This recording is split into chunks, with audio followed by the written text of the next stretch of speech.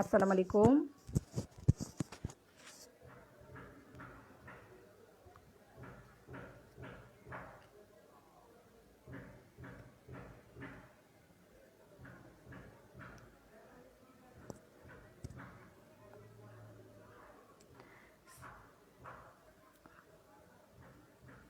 ওয়ালাইকুম আসসালাম। আসসালামু আলাইকুম। আমি doctor Nusrat Jahan, synapse medical একাডেমির পক্ষ থেকে সবাইকে অনেক অনেক শুভেচ্ছা। সরি ফর লেট কামিং আপুরা।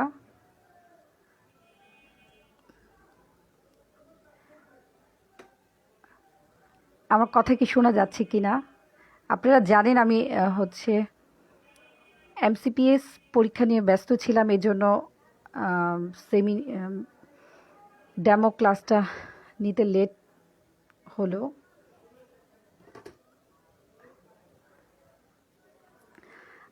আচ্ছা, আপনারা সবাই আরও। ওয়ালাইকুম আসসালাম আপু।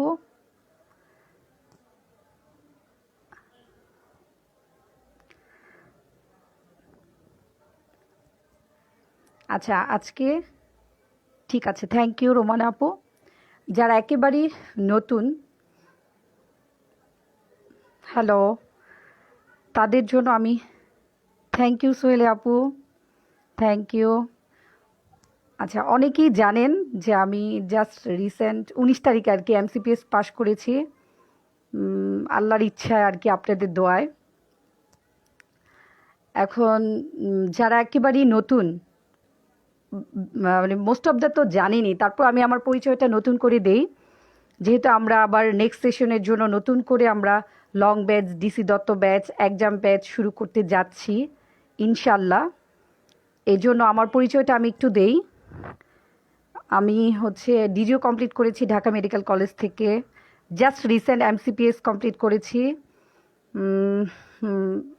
পার্ট 1 করেছি গাইনিতে অনেক আগেই, আর হচ্ছে এখন ঢাকা মেডিকেলে পোস্টেড আছি 39 বিসিএসে। যাই হোক, এখন যারা, আমি দুই ভাবে পড়াশোনার স্টাইলটা দুইভাবে বলবো। যারা নেক্সট পরীক্ষা দিবেন, রি এক্সামিনার, আর যারা একেবারে নতুন, তাদের পড়াশোনার প্যাটার্ন একদম ডিফারেন্ট হবে। হ্যাঁ, সবাই খাতা কলম সব কিছু একটু রেডি করে রাখেন। প্রত্যেকটা পয়েন্ট হচ্ছে ইম্পর্ট্যান্ট। আমরা আমাদের জীবনে ফার্স্টে টার্গেট ফিক্সড করব। আমরা টার্গেটটা ফিক্সড করব। টার্গেট ফিক্সড করলেই হচ্ছে আমরা গন্তব্যে পৌঁছাতে পারবো। এবং অবশ্যই আমার যারা রি এক্সামিনার, তাদের জন্য আমার ফার্স্ট কথা হচ্ছে, তারা মনে রাখবেন, তাদের ফার্স্ট কথা হচ্ছে failure of pillar of success. ওয়ালাইকুম আসসালাম আপু। সেটা মনে রেখে আমাকে নেক্সট এক্সামিনেশনে বসতে হবে। এখন টার্গেট নিয়ে একটু পরে কথা বলছি। Please believe on God or Allah. হ্যাঁ, একসাথে হয় কামরুনাহার আপু। Be patient and be cool, leads a discipline life. যারা রি এক্সামিনার আপু, তাদের প্যাটার্ন অফ স্টাডি হবে কি, তাদের এভরিডে এক্সাম প্র্যাকটিস করতে হবে। তাদের সিনাপসে প্রিভিয়াস কোশ্চেনগুলো ভালো করে সলভ করতে হবে। কেন করতে হবে? কারণ আপনারা যারা আমার প্রিভিয়াস আপুরা জানেন যে এবার হচ্ছে সিনাপসের previous question, SBA question plus mock test থেকে 80% কমন।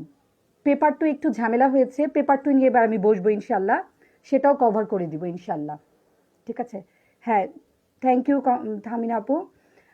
তো এজন্য আমাদের তাহলে যারা নেক্সটে এক্সামিনেশন দিবেন, তাদের মেইন টার্গেট হচ্ছে আমরা প্রতিদিন পরীক্ষা দিব, সিনাপসের প্রিভিয়াস কোশ্চেন সলভ করব, বিশেষ করে মক কোশ্চেন, এসবিএ কোশ্চেনগুলো, ওগুলো থেকে হুবহু কোশ্চেন আসছে। আমার আজকে ফার্স্ট ক্লাসের মেইন হচ্ছে আমরা যে আমার হ্যান্ড নোট, আমার ক্লাস থেকে যে 80% কমন পড়েছে, এইটাই হচ্ছে আমার আজকে মেইন টার্গেট আপনাদের দেখানো।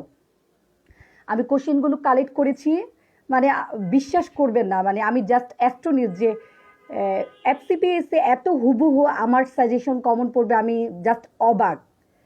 আমার হ্যান্ড নোট যেমন অনকোলজি পার্টটা, গাইনোকোলজিক্যাল নিউপ্লাসিয়া, এমসিপিএস বলবো, সব গাইডলাইন দিব আপুদের জন্য। আচ্ছা, হচ্ছে নিউপ্লাসিয়া থেকে আমার হ্যান্ড নোট থেকে সবগুলো কোশ্চেন কমন, আপনারা জাস্ট অবাক হবেন, আমি আজকে দেখাবো। আচ্ছা, যাই হোক, তাহলে আমরা কোশ্চেন ব্যাংক যার কাছে যেটা আছে সেটা দেখব প্রতিদিন। কেন দেখব আমরা কোশ্চেন ব্যাংক, কেন দেখব? কারণ আমার এসবিএ একদম হুবহু কমন আসে, তাহলে প্রিভিয়াস যত এসবিএ আছে আমি সবগুলো সলভ করব। এমসিকিউ হুবহু টপিক সলভ আসে, তাহলে আমরা প্রত্যেক দিন যারা আমরা রি এক্সামিনার প্রিভিয়াস এসবিএ সব মুখস্থ করে ফেলবো, আর এমসিকিউ টপিক্সের কোশ্চেনগুলো সলভ করলে আমাদের টপিক সম্বন্ধে ধারণা হয়ে যাবে। এবং মাস্ট রেডি 3 নোট খাতা। কেন রেডি করব? আমি পরীক্ষা দিতে দিতে দেখব যে টপিক্সটা আমি পারছি না, ভুলে যাচ্ছি, ওটার জন্য আমি 3টা পেপার 1-এর জন্য একটা খাতা, পেপার 2-এর জন্য একটা খাতা, পেপার 3-এর জন্য একটা খাতা রেডি করব, যেটা আমরা পরীক্ষার আগে দেখে যাব। এবং আপনারা যারা রি এক্সামিনার অবশ্যই এক্সটেন্সিভ লং ব্যাচে এক্সাম ব্যাচে ভর্তি হবেন। কেন ভর্তি হবেন? ওয়ালাইকুম আসসালাম আপু, কেন ভর্তি হবেন? আচ্ছা, কোশ্চেন ব্যাংক আমি বলে দিব আপু, কেন ভর্তি হবেন? কারণ মনোযোগ ধরে রাখার জন্য। মনোযোগ কিন্তু আমাদের এত লং টাইম পড়াশোনা করা অনেক ডিফিকাল্ট। চ্যাপ্টার অনুযায়ী আমি এবার নতুন করে হ্যান্ড নোট দিব তাদের জন্য, স্পেশাল হ্যান্ড নোটটা থাকবে তাদের জন্য যারা হচ্ছে এক্সাম বেচে ভর্তি হবেন। প্রত্যেকটা চ্যাপ্টার অনুযায়ী আমি হ্যান্ড নোট দিব, যেটা থেকে কোশ্চেন হুবহু কমন পাবেন ইনশাল্লাহ। এবং বেসিক থেকে যে কোশ্চেনগুলো আসে ওটার উপর আমি হ্যান্ড নোট দিব, প্রত্যেকটা বেসিক টপিক থেকে আমি হ্যান্ড নোট দিব। এই হ্যান্ড নোটগুলো আপনারা কালেক্ট করে 3টা খাতা বানাবেন, যার যার মতো পরীক্ষার আগের দিন রিভিশন দিয়ে যাবেন। তাহলে এই জন্য আপনার এক্সাম বেচে অবশ্যই ভর্তি হতে হবে, পরীক্ষা দিতে হবে।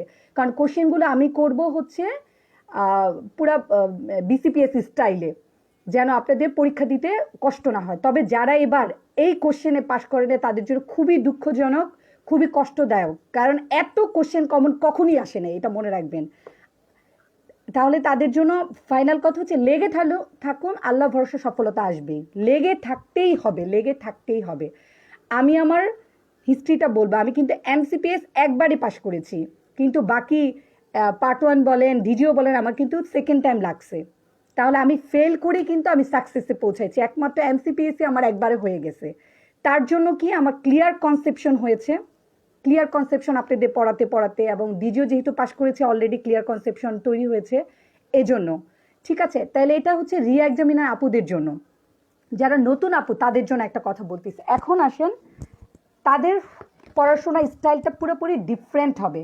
তারা আমাদের সিনাপসের লং ব্যাচে ভর্তি হবেন, তাড়াহুড়া করলে চলবে না।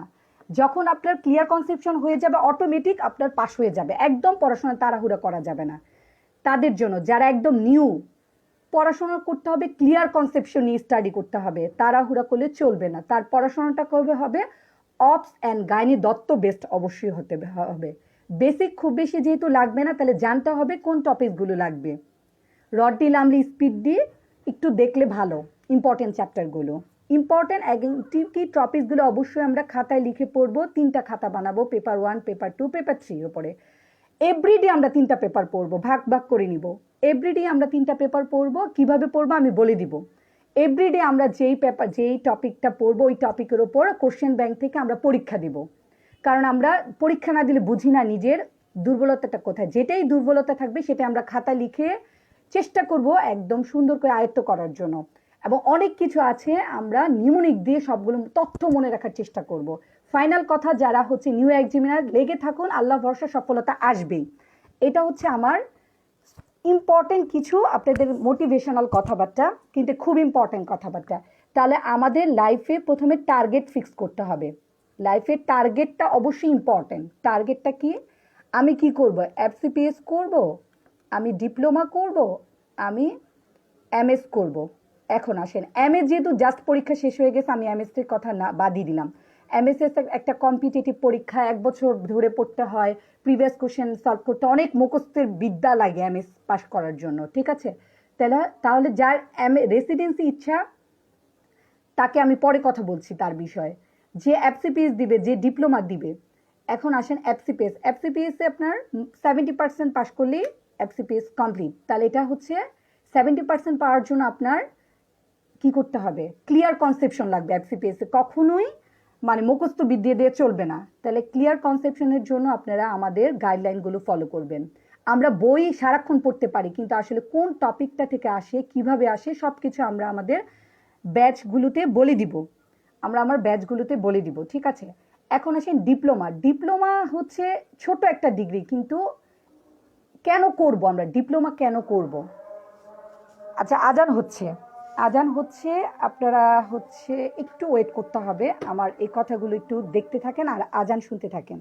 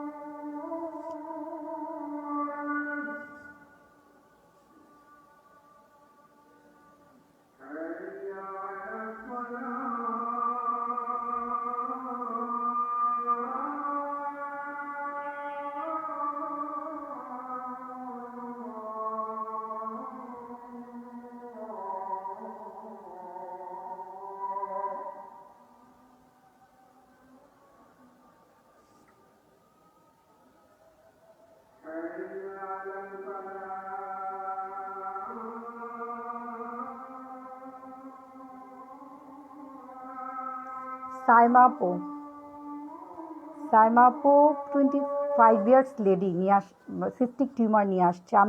আমি আমার ক্লাসটা যদি ভালো করে থাকেন, আমি বারবার বলছি যে এটা রিপ্রোডাক্টিভ এজে হবে জার্ম সেল টিউমার।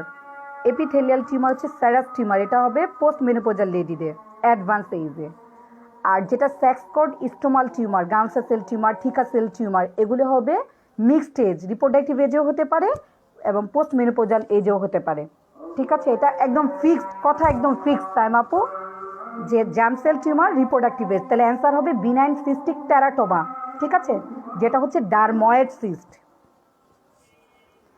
আচ্ছা, মানে আমি আমার কোশ্চেনগুলো আমার কালেক্ট করা আছে, আমি প্রত্যেকটা কোশ্চেন নিয়ে আলোচনা করব এবং হচ্ছে আমার হ্যান্ড নোট থেকে যে সরাসরি কমন পড়েছে আপনাদের দেখাবো।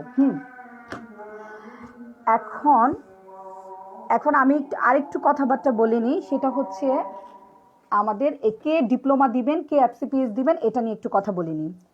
সেটা হচ্ছে আমরা একটু পড়বো, আমরা অনেক পড়াশোনা করব, সমস্যা না, আমরা 1 ঘন্টা পড়বো। হ্যাঁ, থ্যাংক ইউ সাইমাপু, থ্যাংক ইউ।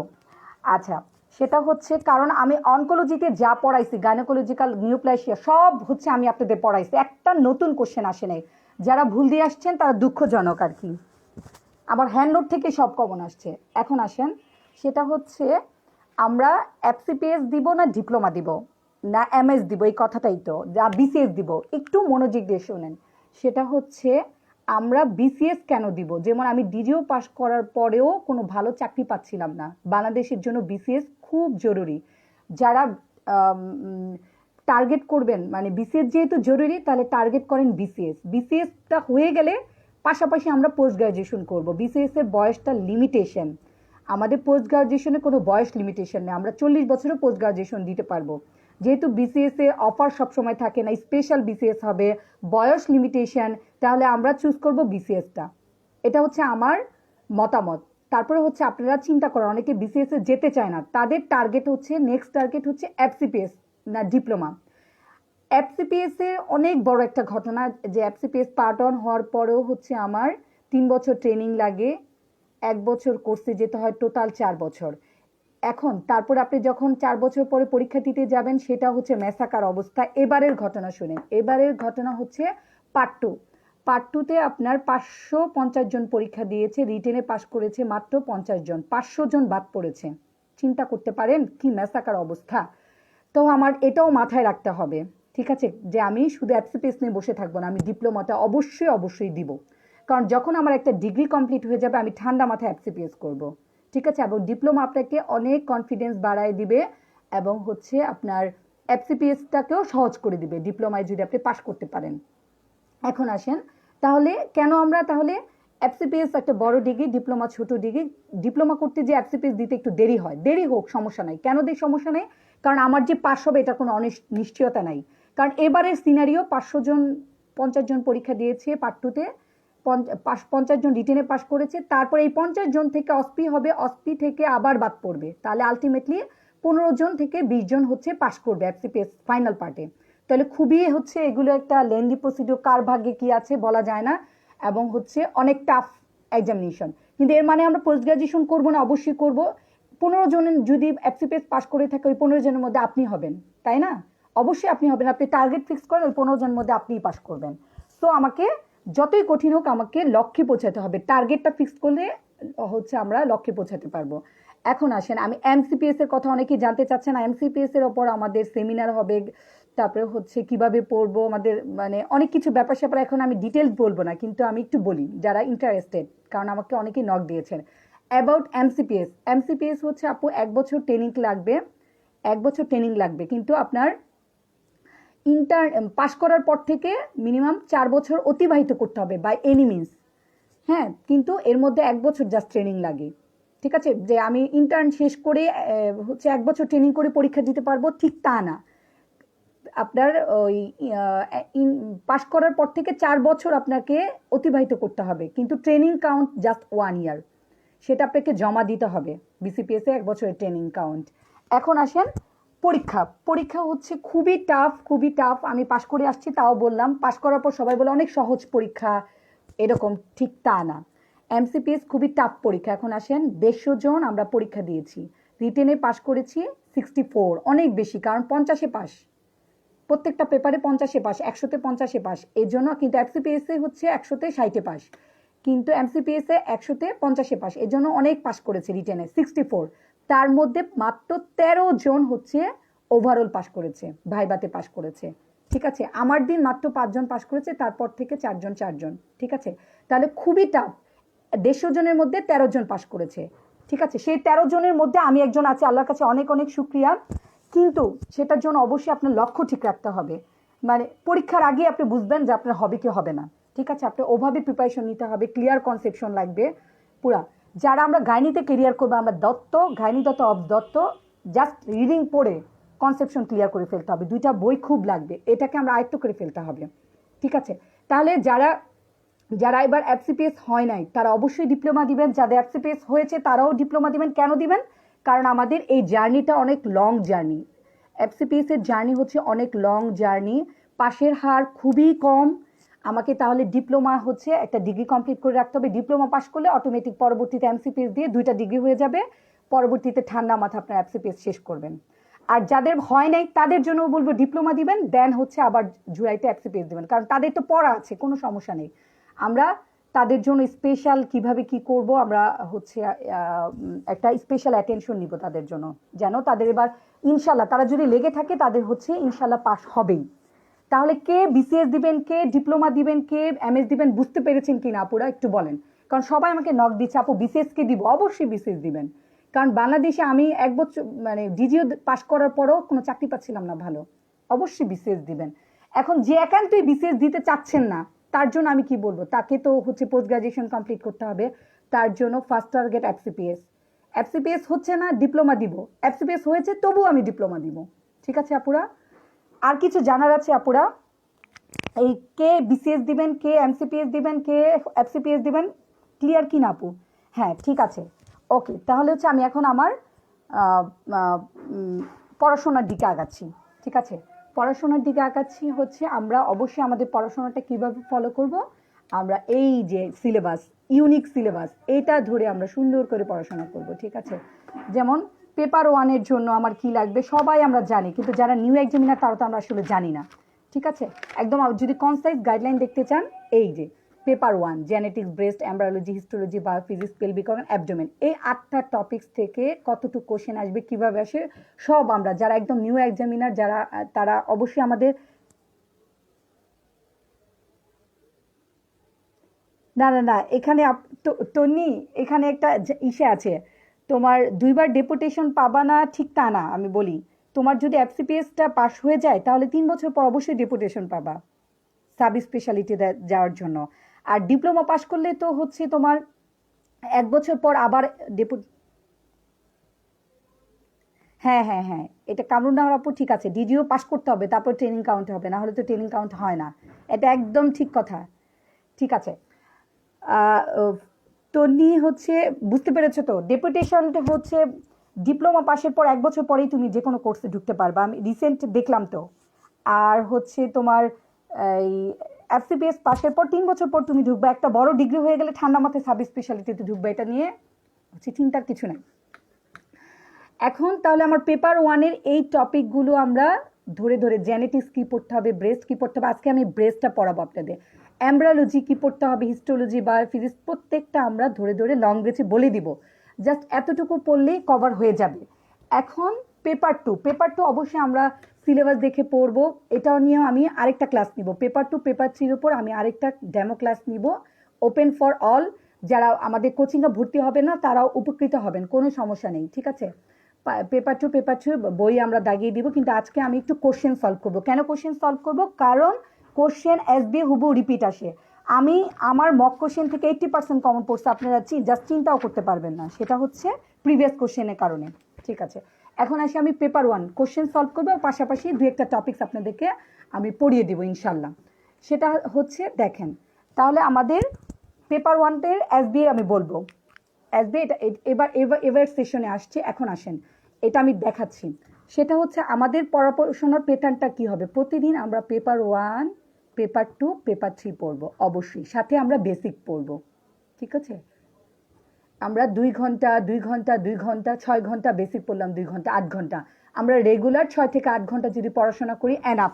ঠিক আছে, যখন পরীক্ষা চলে আসবে তখন আমরা 12 ঘন্টা পড়াশোনা করব, তখন আমরা 12 ঘন্টা পড়াশোনা করব, কিন্তু এখন মোটামুটি 6 থেকে 8 ঘন্টা পড়াশোনা করব। আমাদের পড়াশোনার প্যাটার্ন থাকবে 2 ঘন্টা 2 ঘন্টা 2 ঘন্টা, বেসিক 1 ঘন্টা বা 2 ঘন্টা, যে যতটুকু পারেন। এখন আসেন আমরা আমরা পড়বো কিভাবে, পেপার 1 কিভাবে পড়বো, পেপার 2 কিভাবে। আমরা পেপার 1 এর যদি আমরা ওভারির অ্যানাটমি পড়ি, পেপার 2 এর আমরা কি পড়বো, পেপার 3 আমরা কি পড়বো দেখেন। পেপার 1 এর যদি ওভারির অ্যানাটমি পড়ি, আমরা পেপার 3 এর ওভারিয়ান মেলিগনেন্সি পড়বো। খুব মানে এত ইফেক্টিভ এটা হয়, আমি আপনাদেরকে বুঝাতে পারবো না। তাহলে পেপার 1 এ আমরা যদি অ্যানাটমি পড়ি ওভারি, পেপার 3 পড়বো আমরা ওভারিয়ান মেলিগনেন্সি। ঠিক আছে, এবং পেপার 2 একটু তো ডিফারেন্ট। তো পেপার 2 আপনি বেশি সবচেয়ে পড়বেন ফিজিওলজিক্যাল চেঞ্জ ইন প্রেগনেন্সি, এবং কিছু হরমোন আছে, একটা একটা করে শেষ করবেন। ফিজিওলজিক্যাল চেঞ্জ ইন প্রেগনেন্সি ওই চ্যাপ্টার থেকে 2টা টপিক পড়েন। আজকে হেমাটোলজিক্যাল কি চেঞ্জ হচ্ছে, তারপরে হচ্ছে ইউরিনারি সিস্টেমে কি চেঞ্জ, 2টা করে চেঞ্জ পড়ে ফেলেন না। বা আমরা ওভারিয়ান টিউমার যেহেতু ওভারি অ্যানাটমি যেহেতু পড়ছি, তাহলে ওভারিতে প্রেগনেন্সিতে কি চেঞ্জ হয়, কর্পাস লুটিয়াম বড় হয়, যা যা যা যা চেঞ্জ হয় আমরা বই থেকে একটু পড়ে ফেলি, মানে জাস্ট কোরিলেট করে পড়বো। প্লাস হচ্ছে আমরা বেসিক পড়বো, এটা আপনার ইচ্ছা মতো পড়েন রুটিন করে বেসিকটা।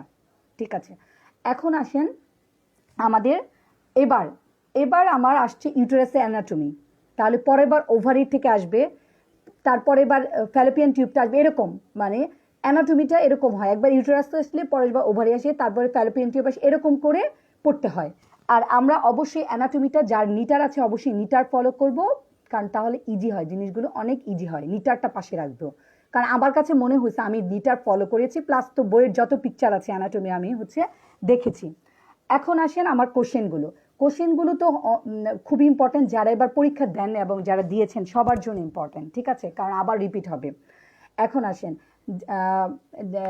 ফার্স্ট কোশ্চেন পেপার 1 দেখেন যে which of the following structure lies at the level of the ischial spine.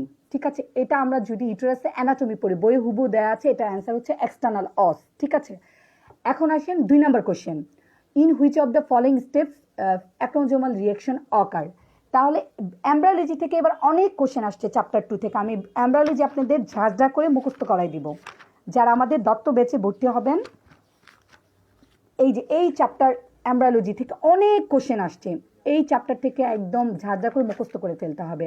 অ্যাক্রোজোমাল reaction থেকে যেটা আসছে দেখেন, এই ছবিটা থেকে বললে হয়ে যায় যে স্পাম কিভাবে পেনিট্রেট করে, পেনিট্রেশন অফ দ্য কর্নার এরিয়াটা, পেনিট্রেশন অফ দ্য জোনা পেলিসিডা, দেন কি হবে, জোনা রিঅ্যাকশন হবে টু প্রিভেন্ট হচ্ছে পলিস্পার্মি, দেন হচ্ছে স্পাম ওভাম ইউনাইট হয়ে কি হবে, ফার্টিলাইজেশন হবে অ্যাম্পুলের part of the fallopian tube.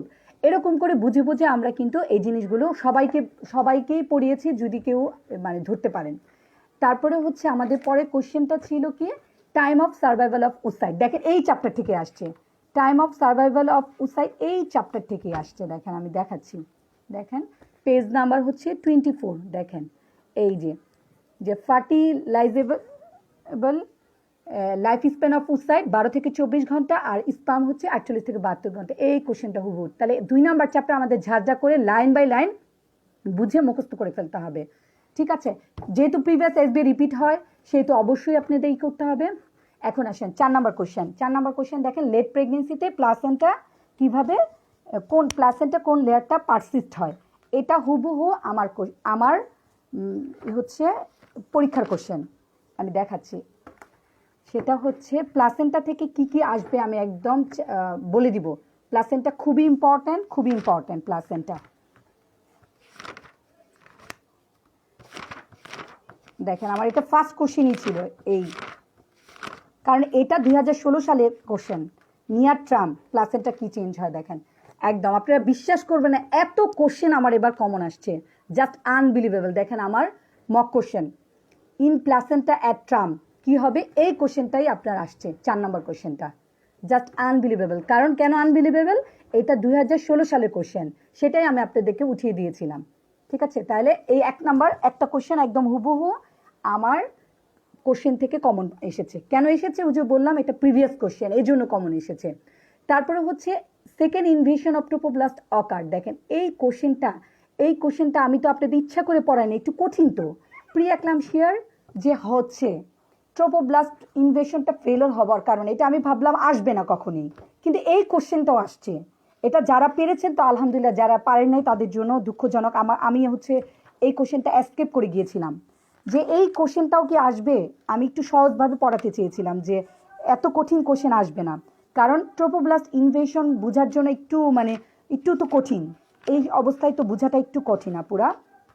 দেখেন দেখেন এই বই থেকেই আসছে।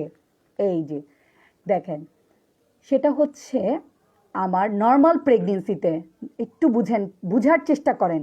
নর্মাল প্রেগনেন্সিতে ফার্স্ট ট্রাইমেস্টারে মানে 12 উইক্সের মধ্যে আমার এটা হচ্ছে ইউটেরাসের ব্লাড সাপ্লাই কে দেয়? Uterine artery. ইউটেরাইন আর্টারিতে পরে থেকে ব্রাঞ্চ তৈরি হয়, রেডিয়াল আর্টারি, ভেজাল আর্টারি, স্পাইরাল আর্টারি, তাই তো? তাহলে সেটাই এই প্লাসেন্টা থেকে যে ব্লাড যে যায় সেটা কোন আর্টারির মাধ্যমে যায়? এই ইউটেরাইন আর্টারি থেকেই তো যায়। তাহলে এটা ধরলাম ইউটেরাইন আর্টারি বা স্পাইরাল আর্টারি, ইউটেরাইন আর্টারির ব্রাঞ্চ। এই স্পাইরাল আর্টারির মধ্যে ট্রোফোব্লাস্ট মানে প্লাসেন্টা, এই ট্রোফোব্লাস্টটা ইনভেশন হয় ফার্স্ট ট্রাইমেস্টার। এটা হচ্ছে ডেসিডুয়া, এটা হচ্ছে কি মায়োমেট্রিয়াম।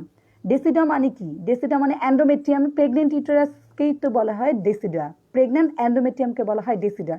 এটা কিন্তু আমি এস্কেপ করে গিয়েছিলাম, কিন্তু এটা এসেছে। দেখেন, এটা একটু বোঝার চেষ্টা করেন। দেখেন, এটা হচ্ছে ডেসিডুয়া, এটা হচ্ছে মায়োমেট্রিয়াম। তাহলে ডেসিডুয়া মানে অ্যান্ডোমেট্রিয়াম, মায়োমেট্রিয়াম। সবচেয়ে ইউটেরাস ইনালে হচ্ছে অ্যান্ডোমেট্রিয়াম, তারপরে হচ্ছে মায়োমেট্রিয়াম, তারপরে হচ্ছে পেরিমেট্রিয়াম। ফার্স্ট ট্রাইমেস্টারে এই যে এই ট্রোফোব্লাস্টটা ইনভেট করে ডেসিডুয়াল সেগমেন্ট পর্যন্ত।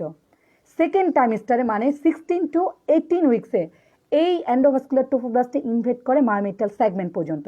যখন এটা ইনভেট করে এন্ডোভাস্কুলার ট্রোফোব্লাস্টটা, তখন এই যে এন্ডোথেলিয়াল লাইনিংটা কি হয়ে যায়? ডেস্ট্রয়েড হয়, রিপ্লেসড হয় ফিব্রিনয়েড দিয়ে। যার যদি ডেস্ট্রয়েড হয় তাহলে এটার ডায়ামিটারটা বেড়ে যায়, তাহলে ব্লাড সাপ্লাই বেড়ে যাবে। প্লাসেন্টাতে বেশি ব্লাড গেলে ফিটাস বেশি ব্লাড পাবে। এখন এই যে প্রি অ্যাক্লামশিয়াতে এই দেখেন এন্ডোভাস্কুলার ট্রোফোব্লাস্ট ফার্স্ট ট্রাইমেস্টারে ইনভেট করলো ডেসিডুয়াল সেগমেন্ট পর্যন্ত, কিন্তু সেকেন্ড ট্রাইমেস্টারে এই যে 16 to 18 উইক্সে আর এন্ডোভাস্কুলার ট্রোফোব্লাস্টটা মায়োমেটাল সেগমেন্ট মতো আসতে পারে না। যার কারণে এই যে ইউটেরাইন আর্টারিটা কি হয়, মানে ডায়ামিটারটা চিকুনি থেকে যায়, ন্যারো থেকে যায়। যদি ন্যারো থাকে ব্লাড সাপ্লাই কম পাবে, ফিটাসে কম ব্লাড সাপ্লাই পাবে, reduction of blood supply to the foetus, এবং কি হবে? বাচ্চার আয়োজিয়া হয় প্রি অ্যাক্লামশিয়াতে। এবং যেহেতু হয় ভেসেল ন্যারো হয়, তাহলে প্রি অ্যাক্লামশিয়া ফার্স্ট কারণই হচ্ছে ফেলিওর অফ ট্রোফোব্লাস্ট ইনভেশন, দ্বিতীয় কারণ হচ্ছে ভ্যাসো কনস্ট্রিকশন। আবার এটা হবে ফেলিওর অফ ট্রোফোব্লাস্ট ইনভেশন, আবার 2 নম্বর কজ হচ্ছে ইন্টেন্স ভ্যাসোস্পাজম। আবার এই ভ্যাসেলটাই কনস্ট্রিক্ট হবে, প্রেশার বেড়ে যাবে, তাহলে আলটিমেটলি বাচ্চা কোনো ব্লাড সাপ্লাই ঠিক মতো পাবে না, বাচ্চা কি হবে? আইইউজিআর হবে। তাহলে এই কোশ্চেনটা যে আসবে আমি কিন্তু বুঝতে পারিনি এত, মানে আপনারা এই অবস্থায় বুঝবেন কিনা আপনি একটু রিডিং পড়েন, ঠিক আছে? একদম ক্লিয়ারলি বুঝতে পারবেন, এখানে সব লেখা আছে। দেখেন উইদিন 2 উইক্সে ফার্স্ট ট্রাইমেস্টার ইনভেশন হয়, কিন্তু সেকেন্ড ট্রাইমেস্টার ইনভেশনটা প্রি অ্যাক্লামশিয়াতে ফেলিওর হয় সেকেন্ড ট্রাইমেস্টার। এই যে 16 থেকে দেখেন 16 to 18 উইক্স বইয়ে লেখা আছে একদম। তাহলে এটা অ্যান্সার হবে second wave of invasion trophoblast occur কত উইক্সে? 16 to 18 উইক্সে। এই কোশ্চেনটা কিন্তু বুঝে পড়তে হবে, ঠিক আছে? তারপর আসেন 6 নাম্বার কোশ্চেন। দেখেন মাসেলস অফ সুপারফিশিয়াল পেইনাল পাউচ, আমি পরীক্ষার আগেও আপনাদেরকে বলেছি এটা থেকে কোশ্চেন আসবেই, আমার হ্যান্ড নোট থেকে হুবহু কিন্তু আসছে। দেখেন সুপারফিশিয়াল ট্রান্সভার্স পেইনি, ভালভো ক্যাভার্নাসাস মাসেল, ইস্টিও ক্যাভার্নাসাস মাসেল, আমি এগুলো সব ডিটেলস পড়াবো, জাস্ট আমি দেখাচ্ছি যে হুবহু কোশ্চেন কিন্তু আসছে। আপনারা একটু দয়া করে ভালো করে আমার গাইডলাইনগুলো ফলো করেন, তাহলে কিন্তু অনেক উপকৃত হবেন। এখন আসেন 7 number question, nerve supply of urinary bladder. আমি তো আগেই বলেছি পেলভিক অর্গানের নার্ভ সাপ্লাইগুলো, ব্লাড সাপ্লাই, নার্ভ সাপ্লাই আপনাদের কিন্তু আমি বলেছি ভালো করে পড়তে হবে, ঠিক আছে? খুব ভালো করে পড়তে হবে, না ভালো করে পড়লে পরীক্ষা অ্যান্সার করা যাবে না, ঠিক আছে?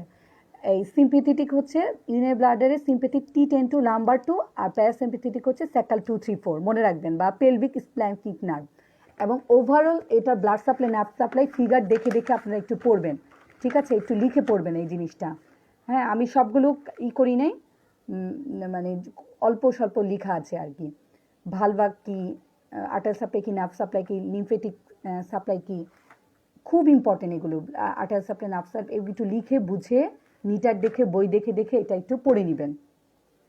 তারপরে আসেন দেখেন, তারপরে হচ্ছে short stature, cleft lip, anosmia comes with primary amenorrhoea. এটা আমরা সবাই জানি, আমি বারবার পরীক্ষায় আপনার প্রাইমারি অ্যামনেরিয়া বলেছি কি প্রাইমারি অ্যামনেরিয়া কজগুলো, ঠিক আছে। কালমেন সিনড্রোম হচ্ছে হাইপোথ্যালামো পিটুইটারি ওভারিয়ান অ্যাক্সিসের সমস্যা হলে কালমেন সিনড্রোম হবে। তারপরে অ্যাড্রেনাল গ্ল্যান্ড, থাইরয়েড গ্ল্যান্ডের সমস্যা থাকলে প্রাইমারি অ্যামনেরিয়া হবে। ইউটেরাসের সমস্যা থাকলে, মুলারিন কোনো ডিফেক্ট থাকলে, এটা আমি আপনাদের বারবার বলেছি। এবং সিনড্রোম থেকে যে কোশ্চেন আসছে পুরো আমার হ্যান্ড নোট থেকেই আসছে। আপনার টার্নার সিনড্রোম, তারপরে হচ্ছে ডাউন সিনড্রোম। ডাউন সিনড্রোম থেকে তো প্রত্যেকবার কোশ্চেন থাকে। এগুলো প্রত্যেকটা সিনড্রোম, ডিসঅর্ডার অফ সেক্স খুবই ইম্পর্টেন্ট। এটা কিন্তু ভালো করে আয়ত্ত করতে হবে, বুঝে পড়তে হবে। তাহলে 8 নম্বর কোশ্চেনটাও দেখেন, এটা একদম কমন কোশ্চেন যেটা আমি হচ্ছে ক্লাসে আপনাদের পড়িয়েছি। তাহলে 4, 5 না 5 হতে আমি বলিনি আপনাদেরকে, 6 এবং 7ও পড়তে বলেছি। 8 নাম্বারটাও হচ্ছে একদম হুবহু কমন। তারপরে আসেন হচ্ছে ডিরেক্ট ব্রাঞ্চ অফ অ্যাবডোমিনাল এয়ারটা। আমি বারবার আপনাদেরকে পরীক্ষার আগেও অ্যাবডোমিনাল এয়ারটা ইন্টারনাল ইলিয়াক আর্টারি, দেখেন 2টা কোশ্চেন আসছে। আমি কিন্তু আপনাদেরকে বারবার বলেছি এটা আপনারা একদম ঝাঁঝা করে মুখস্থ করে যাবেন এবং মিটারের ছবি দেখে, বইয়ের ছবি দেখে পড়বেন। এটা বাদ দেওয়া যাবে না, কোনোভাবেই বাদ দেওয়া যাবে না। অ্যাবডোমিনাল এয়ারটা দেখেন আসবেই, আসছে ডিরেক্ট ব্রাঞ্চ অফ অ্যাবডোমিনাল এয়ারটা, যেটা আমার একদম প্যাক্ট কোশ্চেন। পরীক্ষার 2 দিন আগে আমার এমসিপিএস পরীক্ষা ছিল জানুয়ারি 2 তারিখে, আমি আপনাদের ক্লাস নিয়েছি ডিসেম্বরের 31 তারিখে। সেদিনও আপনাদেরকে এই জিনিসটা কিন্তু আমি দেখিয়েছি, সেটা থেকে হুবহু কোশ্চেন আসছে। বলেন এরপরও যাদের হয়নি সত্যি দুঃখজনক আপুরা, হ্যাঁ, কারণ এত কমন, জাস্ট আনবিলিভেবল। অ্যাবডোমিনাল এয়ারটা শুরু হয় থোরাসিক 12 থেকে নাম্বার 4-এ, ঠিক আছে। তাহলে আমরা মনে রাখবো 124, এটা ভেন্ট্রাল ব্রাঞ্চ কি, ডরসাল ব্রাঞ্চ কি, ল্যাটারাল ব্রাঞ্চ কি, আর টার্মিনাল ব্রাঞ্চ কি, ঠিক আছে। টার্মিনাল ব্রাঞ্চ কি, এই যে গোনাডাল আর্টারির মধ্যে ওভারিয়ান আর্টারি, টেস্টিকুলার আর্টারি হবে, তাই না, এই যেটা ডিরেক্ট ল্যাটারাল ব্রাঞ্চ, ঠিক আছে। একদম ভালো করে আমরা মুখস্থ করে ফেলবো, এটাতে কোনো গড়িমসি করলে চলবে না, এটা খুব ভালো করে পড়তে হবে। Abdominal artery branch. তারপরে হচ্ছে আসি ইন্টারনাল ইলিয়াক আর্টারি ব্রাঞ্চ। দেখেন এই 2টা পেজ থেকে কোশ্চেন চলে আসছে। এটা যদি ভালো করে আপনারা পড়ে যেয়ে থাকেন তাহলে হচ্ছে অনেকেই হয়তো অ্যান্সার করতে পেরেছেন। দেখেন একদম পরীক্ষার আগের দিন আমি আপনাদেরকে এই জিনিসটা, আমার হ্যান্ড নোটটা আপনাদেরকে দেখিয়েছি যে এটা থেকে কোশ্চেন আসবেই। Internal iliac artery posterior division, anterior division. Posterior ডিভিশনের যে 3টা হয়, অ্যান্টেরিয়র ডিভিশনের তার ডাবল 6, ঠিক আছে। তাহলে পোস্টেরিয়র ডিভিশনের মধ্যে আমার সাথে সাথে পড়ে ফেলেন iliolumbar, superior artery, lateral sacral artery. Superior artery gluteus ম্যাক্সিমাসকে সাপ্লাই দেয়। অ্যান্টেরিয়র ডিভিশনের মধ্যে ইনফ্রাভেসিক্যাল, সুপারভেসিক্যাল, ইনফ্রাভেসিক্যাল একসাথে পড়বো। Obturator artery, internal pudendal artery, inferior gluteal artery, middle rectal artery. Internal pudendal artery হচ্ছে অ্যান্টেরিয়র ডিভিশনের সবচেয়ে স্মলেস্ট ব্রাঞ্চ, আর ইনফেরিয়র গ্লুটাল আর্টারি হচ্ছে সবচেয়ে লার্জেস্ট ব্রাঞ্চ। ইন্টারনাল পুডেন্টাল আর্টারির মধ্যে আবার ইনফেরিয়র রেক্টাল আর্টারি অ্যান্ড হচ্ছে পেইনিয়াল আর্টারি। এখন আসে ইনফ্রাভেসিক্যাল আর্টারি, এটা এবার আসবে নেক্সটে, এই কোশ্চেনটাই আসবে আপনাদের, যে in case of male infravesical artery, female আর কি, infravesical artery replace by uterine artery. 2016 সালে আসছে এই কোশ্চেনটা, নিশ্চয়ই নেক্সট টাইমে আসবে, মানে এটা ভুল করে চলবে না। এটা পরপর 2বার আসছিল, 2016 সালে জুলাই সেশন, জানুয়ারি সেশন 2বার আসছিল। তাহলে এবার যেহেতু আসে না, নেক্সট সেশনে এই কোশ্চেনটা কিন্তু কমন। ইনফ্রাভেসিক্যাল আর্টারি মেলে এটা থাকবে ইনফ্রাভেসিক্যাল আর্টারি, ফিমেলে এটা রিপ্লেস বাই ইউটেরাইন আর্টারি অথবা ভ্যাজাইনাল আর্টারি, মনে থাকে যেন, ঠিক আছে। এটা খুব ইম্পর্টেন্ট। তাহলে দেখেন এই হ্যান্ড নোটটা থেকে কিন্তু 2টা কোশ্চেন চলে আসছে, কত ইম্পর্টেন্ট, প্রত্যেকটা কথা ইম্পর্টেন্ট। পরীক্ষার আগের দিনে আমি বলছি total abdominal hysterectomy which part of ureter is commonly injured. পরীক্ষার আগের দিনে আপনাদেরকে এই জিনিসটা আমি দেখিয়ে দিয়েছি, এটা বুঝতে হবে, বুঝে ফিগার দেখে কিন্তু পড়তে হবে। Total abdominal hysterectomy which part of ureter is commonly injured, এটা হচ্ছে আপনাদের ছবি দেখিয়ে আমি বলে দিয়েছিলাম। এই জিনিসটা খুব ইম্পর্টেন্ট।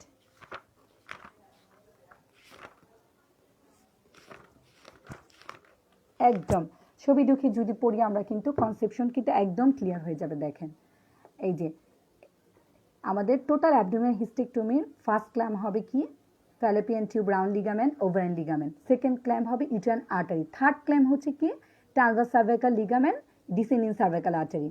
এই যে আমার হচ্ছে ইন্টারনাল অস, ইন্টারনাল অসের জাস্ট 1.25 সেন্টিমিটার ল্যাটারালি থাকে ইউরেটার। তাহলে সেকেন্ড ক্ল্যাম্প এই ইন্টারনাল অস বরাবরই থাকে আমার ম্যাকেন্ডোর্স লিগামেন্ট বা ট্রান্সভার্স সার্ভাইকাল লিগামেন্ট, ঠিক আছে। তাহলে এই ক্ল্যাম্প দেওয়ার সময় তাহলে আমার ইউরেটারটা ইনজুরি হতে পারে, কারণ জাস্ট 1.25 সেন্টিমিটার ল্যাটারালি থাকে ইউরেটার। তো এভাবে বুঝে বুঝে কিন্তু আমার পড়তে হবে। এই কোশ্চেনটাও কিন্তু এবার চলে আসলো। তারপরে কোশ্চেন দেখেন, during pelvic surgery bleeding occurs which artery to be ligated immediately to stop bleeding. এটা অ্যান্সার অবশ্যই হচ্ছে ইটার্ন আর্টারি হবে।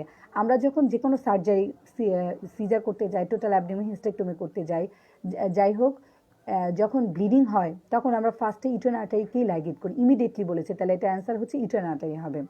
তারপরে হচ্ছে ক্যান্সার সার্ভিস। ক্যান্সার সার্ভিস থেকে আমি আপনাদেরকে বারবার বলেছি যে আমাদের সেন্টিনেল নিম্নোডটা আসবে, এটা লিম্ফেটিক ড্রেনেজ আসবে, একদম হুবহু আমার কোশ্চেন, এই কোশ্চেনটা, ঠিক আছে, 13 নম্বর কোশ্চেনটা, যে ক্যান্সার সার্ভিক্সে সেন্টিনেল নিম্নোড যে ফার্স্ট কোন লিম্নোডকে ইনভলভ করে, অপটিরেটর, প্যারামেট্রিয়াল না, কিন্তু আমি ছবি দেখে আপনাদেরকে বারবার বলে দিয়েছিলাম, অপটিরেটর, দেন হচ্ছে ইন্টারনাল এলাক, এক্সটার্নাল এলাক, কমন আইলিয়া। তাহলে আমার এই লিম্ফেটিক ড্রেনেজ থেকে কোশ্চেন থাকবেই থাকবে। আপনারা খুব ভালো করে পেলভিক অর্গানে লিম্ফেটিক ড্রেনেজ পড়বেন এবং কোন মেলিগনেন্সিতে কোন লিম্নোড ফার্স্ট ইনভলভ হয়, যেটাকে আমরা বলি সেন্টিনেল লিম্নোড, এটা আপনাদের কিন্তু একদম ভালো করে মুখস্থ করে ফেলতে হবে। সেটাকে বলে, যেটা ফার্স্ট লিম্নোড ইনভলভমেন্ট বলে সেন্টিনেল লিম্নোড। এটা প্রত্যেকটা মেলিগনেন্সির ক্ষেত্রে আপনার কিন্তু জানতে হবে, ঠিক আছে। আর মোসাইসিজম অকার ইন হুইচ স্টেজ, এটা আপনার হচ্ছে বেসিকের ক্লাস থেকে যখন হিস্টোলজি পড়াবে এটা বুঝে নেবেন, ঠিক আছে। এটা নিয়ে আমি কোনো কথা বলতে চাচ্ছি না, কারণ আমি হচ্ছে বেসিক নিয়ে তো আর কথা বলবো না। এখন আসেন, এই যে প্রাইমারি এমনি waving of the neck, Turner syndrome, এটা কিন্তু আমি আপনাদেরকে বারবার ক্লাসে বলেছি। টার্নার সিনড্রোম কিন্তু আমি অনেক ভালো, যে 4-5টা সিনড্রোম পড়লেই কিন্তু আপনার পরীক্ষা আসবে। এবার টার্নার আসছে, পরে এবার ডাউন আসবে, 100% আসবে। টার্নার সিনড্রোমটা খুব ভালো করে পড়বেন, ঠিক আছে। যত সিনড্রোম আছে আমি নেক্সট ক্লাসেই বলে দিব, ডিজঅর্ডার অফ সেক্স থেকে যত সিনড্রোম আছে।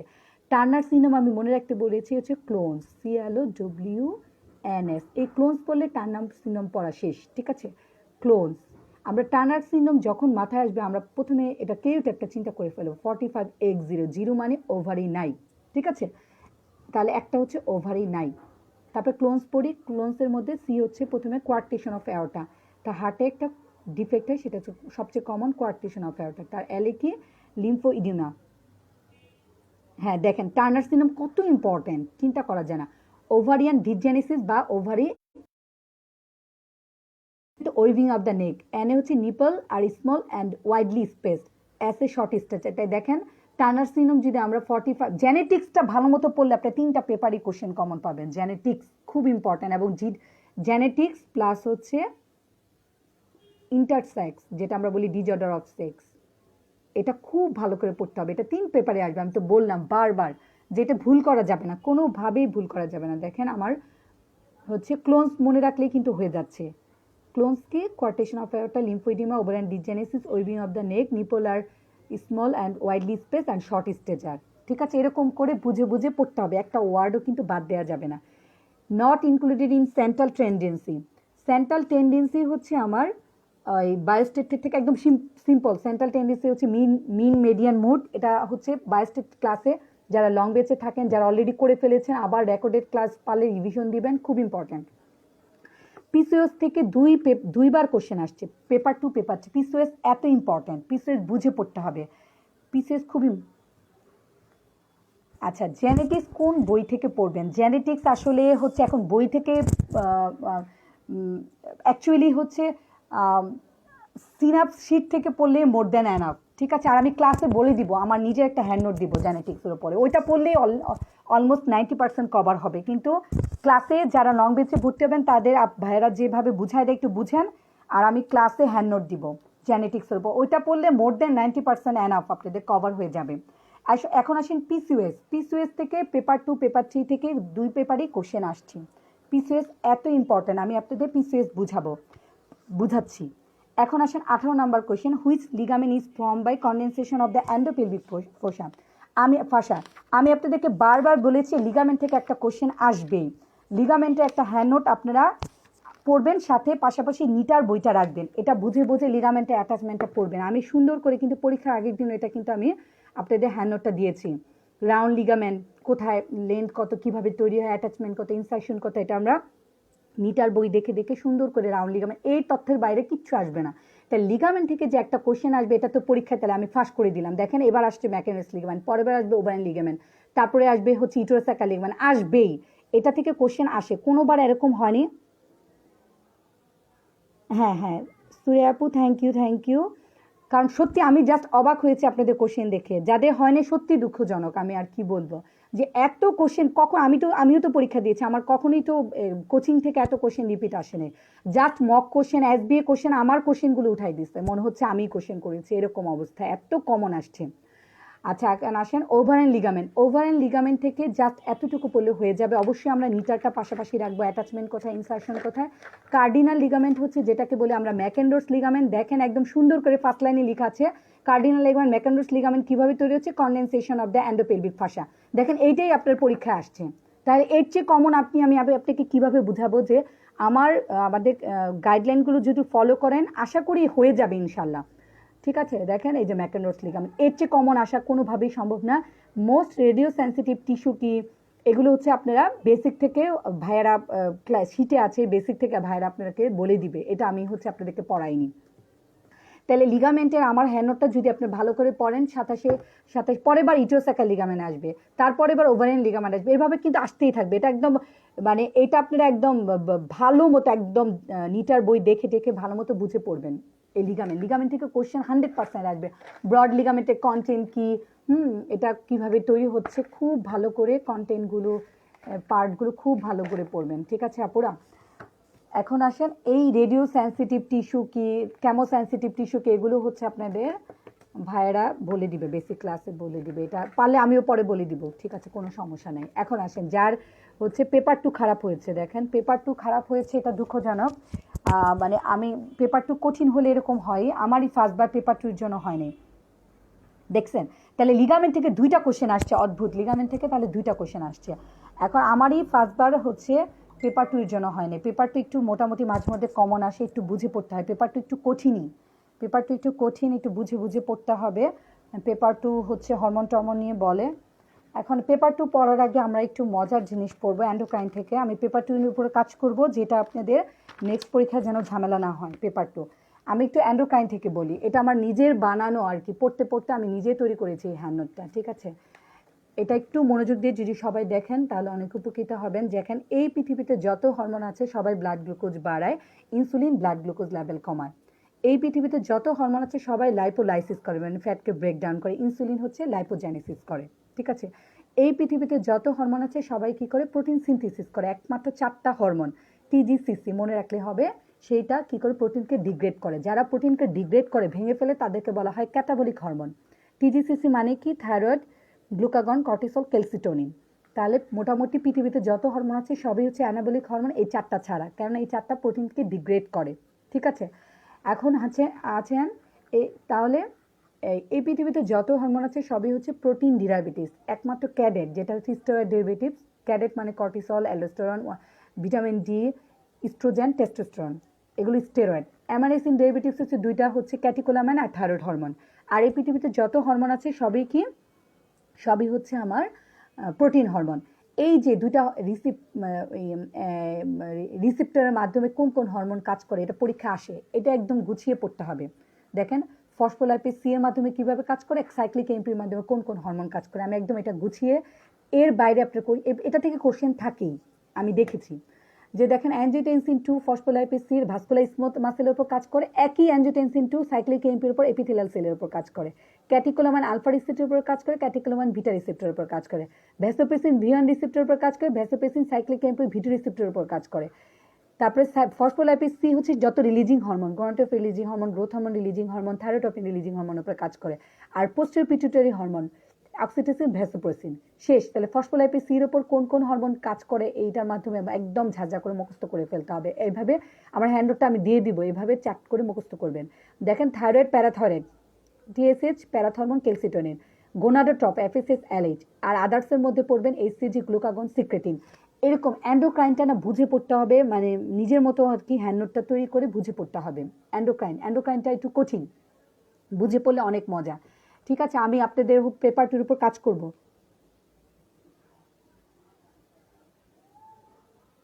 আচ্ছা, এমসিকিউ অনেক টাফ হয়েছে। ঠিক আছে, আপনারা হচ্ছে যে পারবেন এমসিকিউ টপিকগুলো আমাকে একটু দিয়ে দিন, আমি হচ্ছে পেপার 2 উপর আপনাদের জন্য হ্যান্ড নোট তৈরি করব। ঠিক আছে, বেসিকের উপরে যেটা থেকে আপনাদের কমন আসবে ইনশাল্লাহ। ঠিক আছে, দেখেন endocrine gland without pituitary control, এইভাবে জিনিসগুলো না খুব ভালো করে রেডি করে পড়তে হবে, যেগুলো আপনি পরীক্ষার আগের দিন দেখে যাবেন, তাহলে কিন্তু পরীক্ষা অনেক ভালো হয়।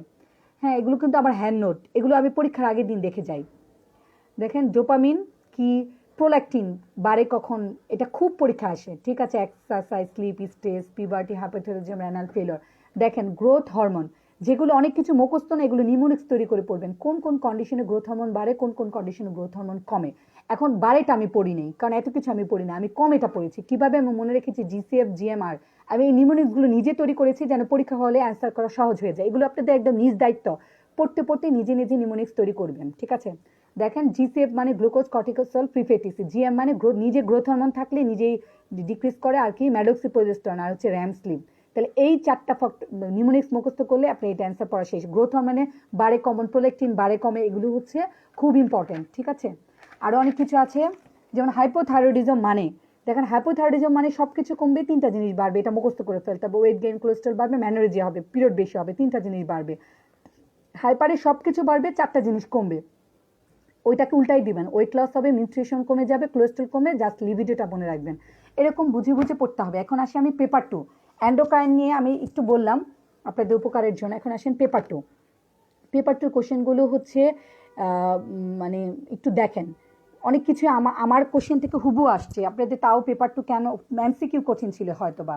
আচ্ছা, দেখেন most sensitive index of iron deficiency anaemia, আমি আগেই বলেছিলাম যে মানে এনিমিয়া থেকে ক্লাসিফিকেশনটা খুব ভালো করে পড়বেন। মাইক্রোসাইটিক হাইপোক্রোমিক এনিমিয়ার মধ্যে iron deficiency anaemia, thalassaemia, sideroblastic anaemia, macrocytic anaemia, normocytic normochromic anaemia, এটার হচ্ছে আপনারা খুব ভালো করে পড়বেন। আমি তখনও বলেছিলাম, যারা পেয়েছেন আলহামদুলিল্লাহ। ঠিক আছে, এটা তারপরে দেখেন, এটা আমার হুবু কোশ্চেন, ইনিশিয়েট করেন নর্মাল লেবার, বারবার পরীক্ষা, এটা আমার মক কোশ্চেন। ফিটাল অ্যাসিটেজ পরীক্ষা কিন্তু আমি বারবার বলেছি, এই কোশ্চেনটা কিন্তু আমি বারবারই আপনাদেরকে বলেছিলাম। এটা হচ্ছে অনেকে এসে আমার সাথে সাথে বলেছেন আপু আপনার এই কোশ্চেনটা হুবু এসেছে। তাহলে ফিটাল অ্যাসিটেজ, নর্মাল লেবার ইনিশিয়েট করে ফিটাল অ্যাসিটেজ, তাহলে নর্মাল লেবারের প্রসিডিউরটা একটু পড়তে হবে।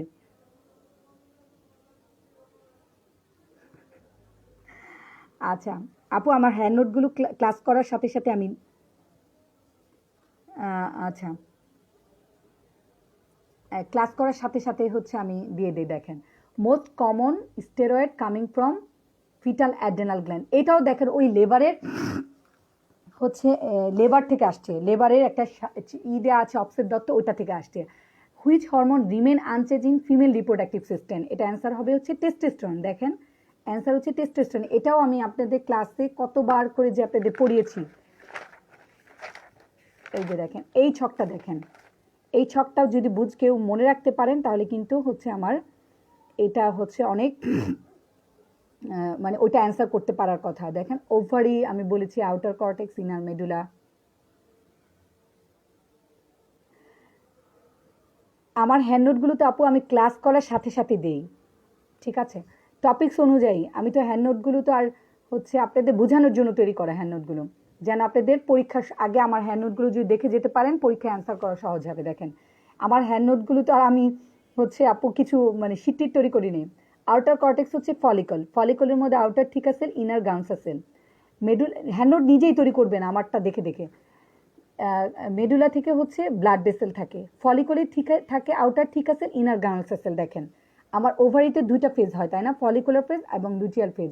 ফলিকুলার ফেজে থিকা সেলের ভিতরে কি তৈরি হয় দেখেন, এসিটেট থেকে কোলেস্ট্রল, কোলেস্ট্রল থেকে প্রেগনিনল, প্রেগনিনল থেকে অ্যান্ডোস্টেরনিডিয়াম, অ্যান্ডোস্টেরনিডিয়াম থেকে testosterone. Under the influence of Alice তৈরি হচ্ছে, এই অ্যান্ডোস্টেরনিডিয়ামটা ডিসোসিয়েটেড হয়ে গাউন্সা সেলের ভিতরে যাবে, যে আন্ডার দ্য ফলিকুলার ফেজে অ্যাফিসিস থাকবে আর সব ফেজে অ্যালিস থাকবে, মনে রাখবেন। Under the influence of FSH aromatase এনজাইমকে অ্যাক্টিভ করবে, অ্যারোমাটেজ এনজাইম কি করবে, অ্যান্ডোস্টেরন থেকে স্টোন হবে, স্টোন থেকে স্টাডিয়াল হবে। হিস্টাডিয়াল হচ্ছে এইটাই হচ্ছে more potent, 10 times more potent than E1। এখন দেখেন এই যে আমার অ্যান্ডোস্টেরনিডিয়ামটা তাহলে কনভার্ট হয়েছে ইস্ট্রোজেনে, বা টেস্টোস্টেরনটা কিন্তু কখনোই আমার অন্য কিছুতে কনভার্ট হয়নি, এটাই পরীক্ষা আসতে। দেখেন এইটা থেকে হুবহু এই ছকটা যে কত ইম্পর্টেন্ট বলে আপনাদেরকে বোঝানো যাবে না, এই ছকটা খুব ইম্পর্টেন্ট। দেখেন লুটিয়াল ফেজে অ্যান্ডোস্টেরনিডিয়াম তৈরি হচ্ছে, এটা আগের মতোই একটা এক্সট্রা, যখন আমার ওভুলেশন হবে, ওভুলেশনের পরপর লুটিয়াল ফেজ হয়, তাই তো? হ্যাঁ হ্যাঁ, আবার পড়ানো হবে আপু, সব কিছু আবার পড়ানো হবে, দত্ত বেচে আবার পড়ানো হবে। আর হচ্ছে আপনার লং বেচে তো বেসিক প্লাস হচ্ছে যারা একেবারে নতুন তারা অবশ্যই লং বেচে ভর্তি হবেন। লং বেচে বেসিক ক্লাস থাকবে, টোটাল 50 ক্লাস থাকবে, বেসিকের ক্লাস থাকবে হচ্ছে 20টা, ক্লিনিক্যাল ক্লাস থাকবে হচ্ছে 15টা, এসবিএ ক্লাস থাকবে 12টা, তারপরে বায়োস্টেট ক্লাস থাকবে, টিপস ক্লাস থাকবে, মক টেস্ট থাকবে, যেগুলো হচ্ছে আপনাদের অনেক হেল্প হবে যারা একদম নিউ এক্সামিনার। আর যারা হচ্ছে রি এক্সামিনার তারা এক্সটেন্সিভ লং বেচে ভর্তি হলে হবে ইনশাল্লাহ। আর যারা একবার বেসিক ক্লিয়ার আছে তারা অবশ্যই, যারা দত্ত বেচে ভর্তি হন তাদের এগুলো সব দেখানো হবে, কোনো সমস্যা নেই। এখন আসেন যারা দেখেন লুটিয়াল ফেজে এলডিএল, এলডিএল থেকে কোলেস্ট্রল, কোলেস্ট্রল থেকে pregnenolone, under the influence of LH আমার প্রেগনিলন হচ্ছে, প্রেগনিলন থেকে সরাসরি প্রোজেস্টন হচ্ছে। তাহলে দেখেন এই ছক থেকে যে কতবার কোশ্চেন আসে, এখনো ডেট ঠিক করি নাই সাইমাপু, এখনো ডেট ঠিক করি নাই। দত্ত শুরু হবে খুব রিসেন্টলি শুরু হবে আপু, আমি হচ্ছে আপনাদেরকে বলছি দাঁড়ান। লং বেস তো অলরেডি একটা ক্লাস শুরু হয়ে গেছে বেসিকের ক্লাস দিয়ে। তাহলে দেখেন আপুরা, তাহলে এই ছকটা যদি আপনারা ভালো করে পড়েন, এটা থেকে হুবহু 4-5টা কোশ্চেন আপনারা কমন পাবেন। দেখেন একটা অলরেডি দেখালাম, আরও দেখলাম কোশ্চেন আসছে। এই ছকটা এত ইম্পর্টেন্ট, এটা বুঝে বুঝে আমরা কিন্তু এই ছকটা পড়বো। বই অনেক কিছু লেখা আছে কিন্তু এইভাবে বুঝে বুঝে পড়বো। দেখেন টেস্টোস্টেরন কিন্তু কোনো চেঞ্জ হচ্ছে না, বাট অ্যান্ডোস্টেরনটা ইস্ট্রোজেনে কনভার্ট হচ্ছে, ঠিক আছে। তারপরে পলিসিস্টিক ওভারিয়ান সিনড্রোমটা কিন্তু আমার এখান থেকে বুঝতে হবে। Polycystic ovarian syndrome, polycystic ovarian সিনড্রোমটা বোঝার জন্য আমার এই ছকটা লাগবে। দেখেন পলিসিস্টিক ওভারিয়ান সিনড্রোম একটা কি, একটা জেনেটিক পলিজেনিক মাল্টিফ্যাক্টরিয়াল ডিজঅর্ডার, ঠিক আছে। সবার তার পলিসিস্টিক ওভারিয়ান সিনড্রোম হয় না, একটা জেনেটিক ইনফ্লুয়েন্স লাগে পলিসিস্টিক ওভারিয়ান সিনড্রোমে। জেনেটিক ইনফ্লুয়েন্সের কারণে তার কোনো কারণে বডিতে এলএইচের অ্যাক্টিভিটি বেড়ে যাবে। দেখেন এলএইচের অ্যাক্টিভিটি বেড়ে যাবে, একটা জেনেটিক ইনফ্লুয়েন্স। আরেকটা হচ্ছে সে যদি ওবেস থাকে, ওবেস পার্সনদের ফ্যাট থেকে ল্যাপটিন তৈরি হয়। এই ল্যাপটিন কি করে, থিকা সেলকে স্টিমুলেট করে under the influence of LH, ঠিক আছে। তাহলে মনে রাখতে হবে পলিসিস্টিক ওভারিয়ান সিনড্রোমে কোনো কারণে বডিতে এলএইচের অ্যাক্টিভিটি, আরও ডিটেলস পড়াবো ক্লাসে, এখন একটু শর্টকাট শুনেন। এলএইচের অ্যাক্টিভিটি বেড়ে যাবে। এলএইচের অ্যাক্টিভিটি বেড়ে গেলে দেখেন এলএইচ অ্যাক্টিভিটি বেড়ে গেলে আমার বডিতে বেশি বেশি কি তৈরি হচ্ছে, অ্যান্ড্রোস্টেনিডিয়ন। অ্যান্ড্রোস্টেনিডিয়ন মানে হচ্ছে অ্যান্ড্রোজেন, তাই না। অ্যান্ড্রোজেনের কিন্তু 3টা পার্ট, অ্যান্ড্রোস্টেনিডিয়ন, টেস্টোস্টেরন আর ডাইহাইড্রোটেস্টোস্টেরন, যেটা হচ্ছে অ্যাক্টিভ পার্ট, অ্যাক্টিভ টেস্টোস্টেরন। দেখেন পলিসিস্টিক ওভারিয়ান সিনড্রোমে যদি এলএইচের অ্যাক্টিভিটি বেড়ে যায় বডিতে বেশি বেশি অ্যান্ড্রোজেন তৈরি হবে, অ্যান্ড্রোজেন থেকে বডিতে বেশি বেশি ইস্ট্রোজেন তৈরি হবে। যদি বডিতে বেশি বেশি ইস্ট্রোজেন তৈরি হবে, ইস্ট্রোজেন কি হবে, ইস্ট্রোজেন কি করবে, ইস্ট্রোজেন নেগেটিভ ফিডব্যাক পাঠাবে পিটুইটারিতে, এফএসএসকে ইনহিবিট করবে। যদি এফএসএসকে ইনহিবিট করে তাহলে কি হবে, কোনো ফলিকল ম্যাচিউর হবে না, তাহলে কি হবে, ওভুলেশন হবে না। তাহলে পলিসিস্টিক ওভারিয়ান সিনড্রোমের প্রথম হচ্ছে ফিচার হচ্ছে অ্যানোভুলেশন হচ্ছে। কেন হচ্ছে, due to increase activity of the LH. যার অ্যানোভুলেশন হচ্ছে তার তো পিরিয়ডও ঠিকমতো হবে না, অলিগোম্যানুরিয়া অথবা অ্যামোনিরিয়া হবে। 2 নম্বর পয়েন্ট, অলিগোম্যানুরিয়া অথবা অ্যামোনিরিয়া হবে, ঠিক আছে। 3 নম্বর পয়েন্ট হচ্ছে এলএইচের অ্যাক্টিভিটি বেশি বেড়ে যাওয়ার কারণে বডিতে অ্যান্ড্রোজেন বেড়ে যাবে, হাইপার অ্যান্ড্রোজেনিজম হবে। যদি অ্যান্ড্রোজেন বডিতে বেড়ে যায় তাহলে আমার কিছু ফিচার হয়, তার হার্সুটিজম হয়, অ্যালোপেশিয়া হয়, হার্সুটিজম, অ্যালোপেশিয়া এসব হয়। আর আলট্রাসোনোগ্রাফি ফাইন্ডিংসে আমরা কি পাবো, পলিসিস্টিক ওভারি পাবো। এটাকে বলে রটারডাম ক্রাইটেরিয়া, বুঝছেন। এই ক্রাইটেরিয়া পলিসিস্টিক ওভারিয়ান সিনড্রোম থেকে কিন্তু 2টা কোশ্চেন আসছে, ভালো করে বুঝতে হবে পলিসিস্টিক ওভারিয়ান সিনড্রোম। তাহলে আমার যে কোনো জেনেটিক ইনফ্লুয়েন্স বা সে ওবেস থাকার কারণে এলএইচের অ্যাক্টিভিটি বেড়ে যাওয়ার কারণে আমার কি হচ্ছে, বেশি বেশি বডিতে অ্যান্ড্রোজেন তৈরি হচ্ছে। সেই অ্যান্ড্রোজেনের কারণে অ্যান্ড্রোজেনিক কিছু ফিচার পাবো, অ্যান্ড্রোজেনটা ইস্ট্রোজেনে কনভার্ট হয়ে নেগেটিভ ফিডব্যাক পাঠাচ্ছে পিটুইটারিতে, এফএসএইচ কমে যাচ্ছে, অ্যানোভুলেশন হচ্ছে। আলটিমেটলি তার অ্যানোভুলেশন মানে তার কি হবে, ইনফার্টিলিটি হবে, তাই না। একটার সাথে আরেকটা জড়িত। অ্যানোভুলেশন হয়ে কি হচ্ছে, তার পিরিয়ড হবে না, অলিগোমেনুরিয়া অ্যামনোরিয়া হবে। যেহেতু অ্যানোভুলেশন হচ্ছে তার বাচ্চা হবে না, ইনফার্টিলিটি হবে। আর তার যেহেতু ওবেস, আপনারা জানেন যারা ওবেস তাদের ইনসুলিন রেজিস্ট্যান্স থাকে, ইনসুলিন রেজিস্ট্যান্ট কারণে কি হচ্ছে, তার ডায়াবেটিস হচ্ছে ইনসুলিন রেজিস্ট্যান্স থাকার কারণে। আর বডিতে তার ইনসুলিন বেশি বেশি রেজিস্ট্যান্ট, কিন্তু ইনসুলিন বেশি, ইনসুলিন হচ্ছে অ্যানাবলিক হরমোন, তাহলে লিপিড বেড়ে যাচ্ছে, তার অ্যাথেরোস্ক্লেরোসিস হচ্ছে, অ্যাথেরোস্ক্লেরোসিস পরবর্তীতে কি করতেছে, ইসকেমিক হার্ট ডিজিজ করতেছে। এটা short term effect, long term effect, এটা কিন্তু বই দেখে দেখে ভালো করে একটা আরেকটার সাথে কোরিলেট করে পড়তে হবে, ক্লাসে আমরা বুঝাই দিব। পলিসিস্টিক ওভারিয়ান সিনড্রোম খুব ইম্পর্টেন্ট, পলিসিস্টিক ওভারিয়ান সিনড্রোম। এখন আসেন আমি একটা পলিসিস্টিক ওভারিয়ান সিনড্রোমের শর্টকাট বলি আপনাদের। পলিসিস্টিক ওভারিয়ান সিনড্রোমের শর্টকাট সেটা কি? সেটা হচ্ছে পলিসিস্টিক ওভারিয়ান সিনড্রোমে সব কিছু বাড়বে, তিনটা জিনিস কমবে। তিনটা জিনিস কি? তার এফএসএইচ কম থাকবে, তার কারণ যেহেতু ওভুলেশন হচ্ছে না, তার প্রোজেস্টেরন কম থাকবে, তার সেক্স হরমোন বাইন্ডিং গ্লোবুলিন কম থাকবে। কেন? কারণ অ্যান্ড্রোজেন সব কিছুকে বার্ন করা ফেলে, সেক্স হরমোন বাইন্ডিং গ্লোবিনের সাথে অ্যান্ড্রোজেনটা বাইন্ড করে ফেলে, যার কারণে এটা কমে যায়।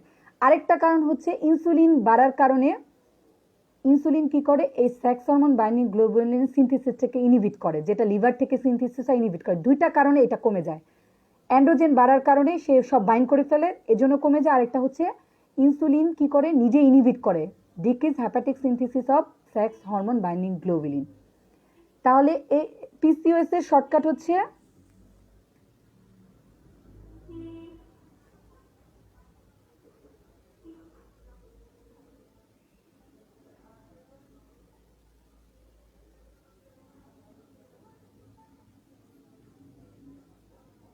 Thank you. আচ্ছা ঠিক আছে, আমি দেখতেছি, বেসিক কোশ্চেনগুলো আমরা করব ইনশাল্লাহ। ঠিক আছে আপুরা, বেসিক কোশ্চেনগুলো আমরাই করব। ওকে, মক টেস্ট থেকে তো হুবহু কোশ্চেন আসছে, মানে জাস্ট আনবিলিভেবল। এবং এসবিএ কোশ্চেন, মানে টপিকগুলো এমসিকিউতে অনেক কমন পড়েছে, আমি তো কোশ্চেন আপনাদের দেখেছি, মানে অনেকে বলেছে এবং কোশ্চেনও হচ্ছে অনেকের কাছ থেকে শুনেছি, হুবহু কমন পড়েছে। আপনারা জাস্ট আমাদের গাইডলাইনটা ফলো করেন। আর বেসিকের ব্যাপারটা আমি দেখছি আপু। Thank you for good advice. আচ্ছা দেখেন, তাহলে পিসিওসে আমার সব মানে সব কিছু বাড়তেছে, তিনটা জিনিস কমতেছে, এফএসএস কমতেছে, প্রোজেস্টেরন কমতেছে, সেক্স হরমোন বাইন্ডিং গ্লোবুলিন কমতেছে। ঠিক আছে, এটা হচ্ছে তার শর্টকাট। তারপরে তো আমরা বুঝে পড়বো কেন কমতেছে, কিভাবে কমতেছে, কারণ পিসিওএস অনেক ইম্পর্টেন্ট। দুইটা কোশ্চেন চলে আসছে পিসিওএস থেকে। ঠিক আছে, তাহলে আমরা হচ্ছে এখন পরবর্তীতে কোশ্চেনে যাই। পরবর্তী কোশ্চেন দেখেন, জাস্ট পেপার 3 তো হুবহু আমার কোশ্চেন আসছে। দেখেন, তাহলে আমার 4 নম্বর কোশ্চেন কিন্তু সলভ করা হয়ে গেল, যেটা আমি আপনাদের কিন্তু বলেছি, কিন্তু এবার সব কিছু তো আর বলা যায় না, এটা একটু বুঝে পড়তে হয়। এটা কিন্তু আমি আপনাদের বারবার, এই ছকটা কিন্তু আমি অনেক পড়িয়েছি আপনাদেরকে। তাহলে ওইটা থেকে চিন্তা করে যদি কেউ দিয়ে থাকেন, আলহামদুলিল্লাহ হয়ে গেছে। কোলেস্টেসিস ইন প্রেগনেন্সি সিনিয়রে বেস্ট ছিল, আমি আগেই আপনাদের জন্ডিস ইন প্রেগনেন্সি কিন্তু আমি আপনাদের সুন্দর করে বলেছিলাম।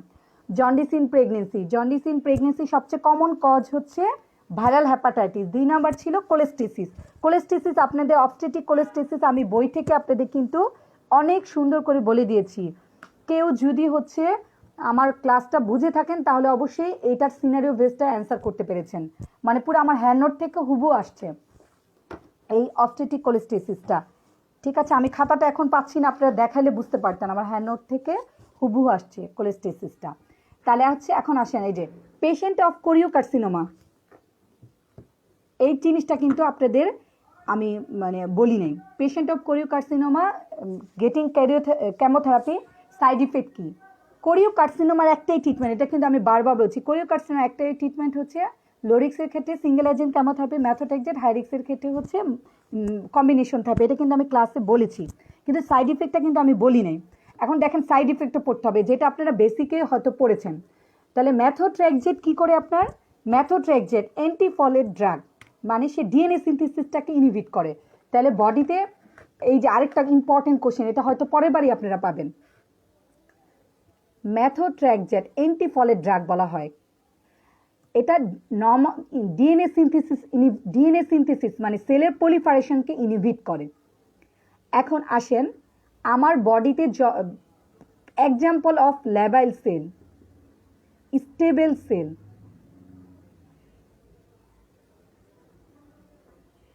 পার্মানেন্ট সেল, একদম ঝাঁঝরা করে মুখস্থ করে ফেলবেন। এটা থেকে কোশ্চেন 2টা আসছে যদি বুঝে থাকেন। দেখেন এই কোশ্চেন থেকে আসছে যদি বুঝে পড়ে থাকেন। পার্মানেন্ট সেল, এটার ক্লাসিফিকেশনটা একদম ভালো করে পড়বেন, এটা থেকে আমার সনে 2-3টা কোশ্চেন আসছে, বুঝে পড়তে হবে। পার্মানেন্ট সেলের মধ্যে কি কি আছে? পার্মানেন্ট সেলের মধ্যে কার্ডিয়াক মাসেল, স্কেলেটাল মাসেল আর হচ্ছে নার্ভাস টিস্যু, তাই না? পার্মানেন্ট সেলের মধ্যে কার্ডিয়াক মাসেল, স্কেলেটাল মাসেল আর নার্ভাস টিস্যু। স্টেবল সেলের মধ্যে আছে মনে হয় লিভারের সেলগুলো, ফাইব্রোব্লাস্ট, লিভার সেল।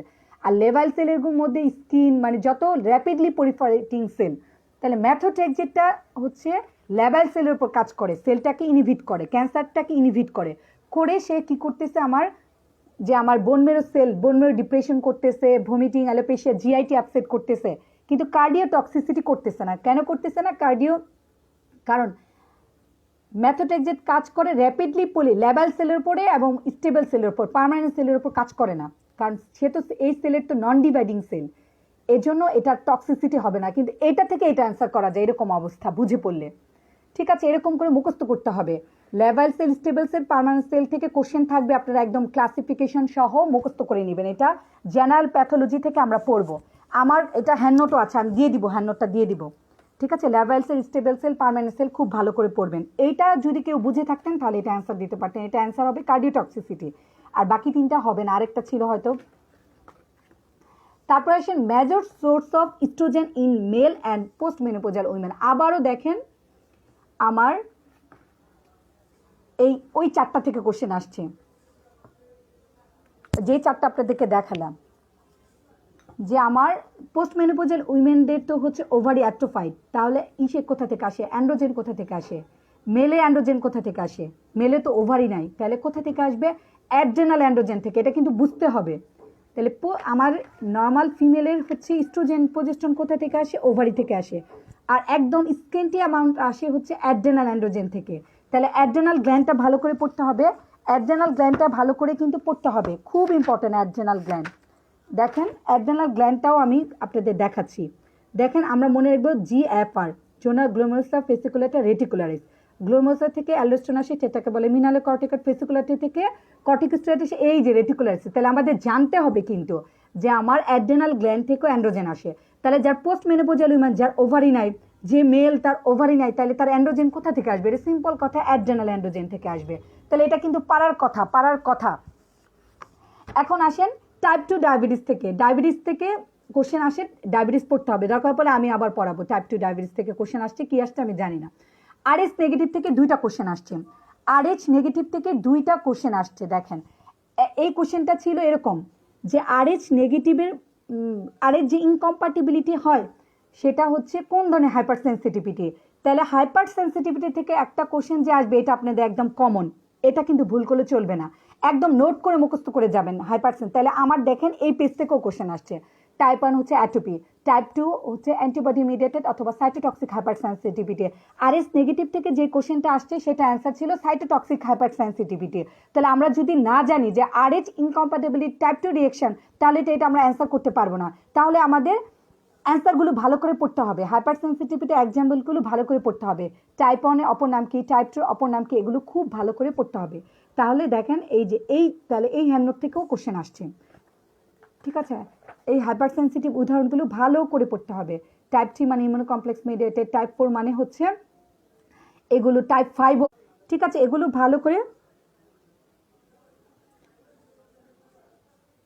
আচ্ছা, obesity with type 2 diabetes mellitus feature আসছিল। হ্যাঁ, কারণ যারা ওবেস তাদের টাইপ 2 ডায়াবেটিস মেলাইটাস হয়। কেন হয়? Due to insulin resistance. কোশ্চেনটা আমি জানি না আসলে, কিন্তু পড়তে হবে। ডায়াবেটিস টাইপ 1 টাইপ 2 এটা ভালো করে পড়তে হবে। Acid base disorder, acid base ডিজঅর্ডারটা একদম কনসেপশন ক্লিয়ার করে পড়তে হবে। ঠিক আছে, acid base disorder, acid base ডিজঅর্ডারটা একদম কনসেপশন করে পড়তে হবে। এটার একটা আমার হ্যান্ড নোটও আছে, আপনারা তো ক্লাসে পড়বেন, ক্লাস হচ্ছে এইটার উপরে আমার একটা হ্যান্ড নোট আছে, অ্যাসিড বেস ডিজঅর্ডার।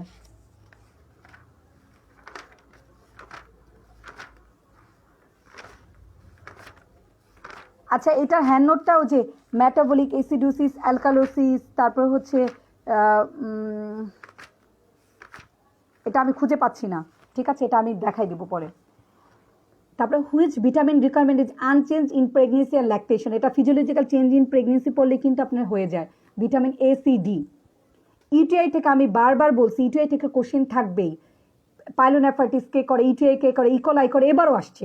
ঠিক আছে, ইউটিআই পেপার 2-তে আসছে, যেটা অ্যান্সার হবে লো ইউরেট্রিক পেস্টালসিস। এখন তো আমি এত ডিটেলস বলবো না, এটা পড়ে নিতে হবে।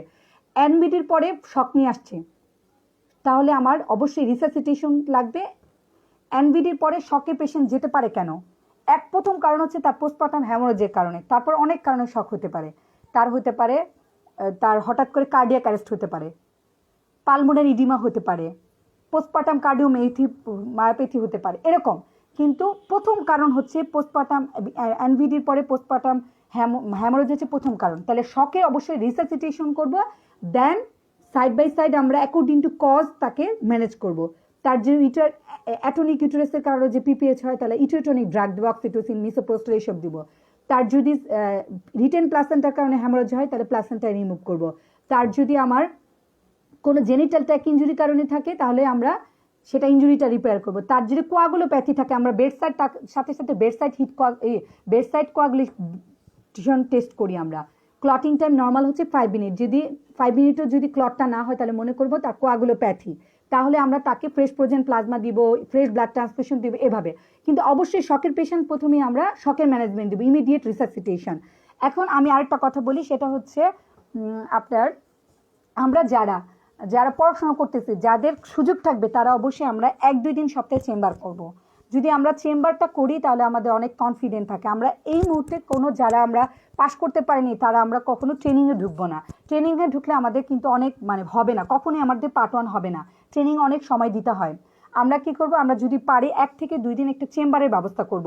তাহলে রোগীর সাথে সংস্পর্শে থাকলে নিজের প্রতি কনফিডেন্ট লাগে। নাহলে সারাক্ষণ বসে বসে পড়তে ভালো লাগে না, যে আমি ডাক্তার কিন্তু কোনো রোগী দেখছি না, আমি সারাক্ষণ খালি বসে বসে পড়ছি।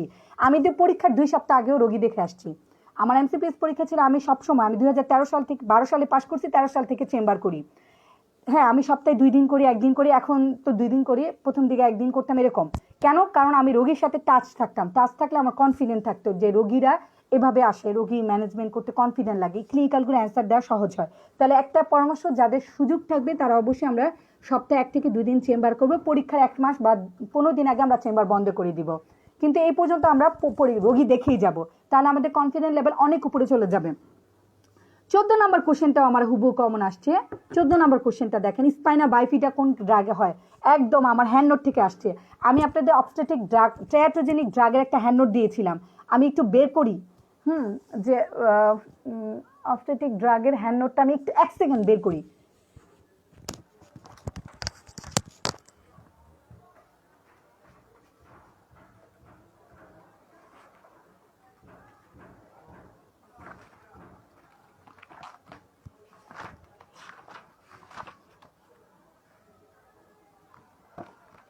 দেখেন, একদম সোডিয়াম ভাবে নিয়াল টু ডিফেক্ট ফেনাইটুইন করে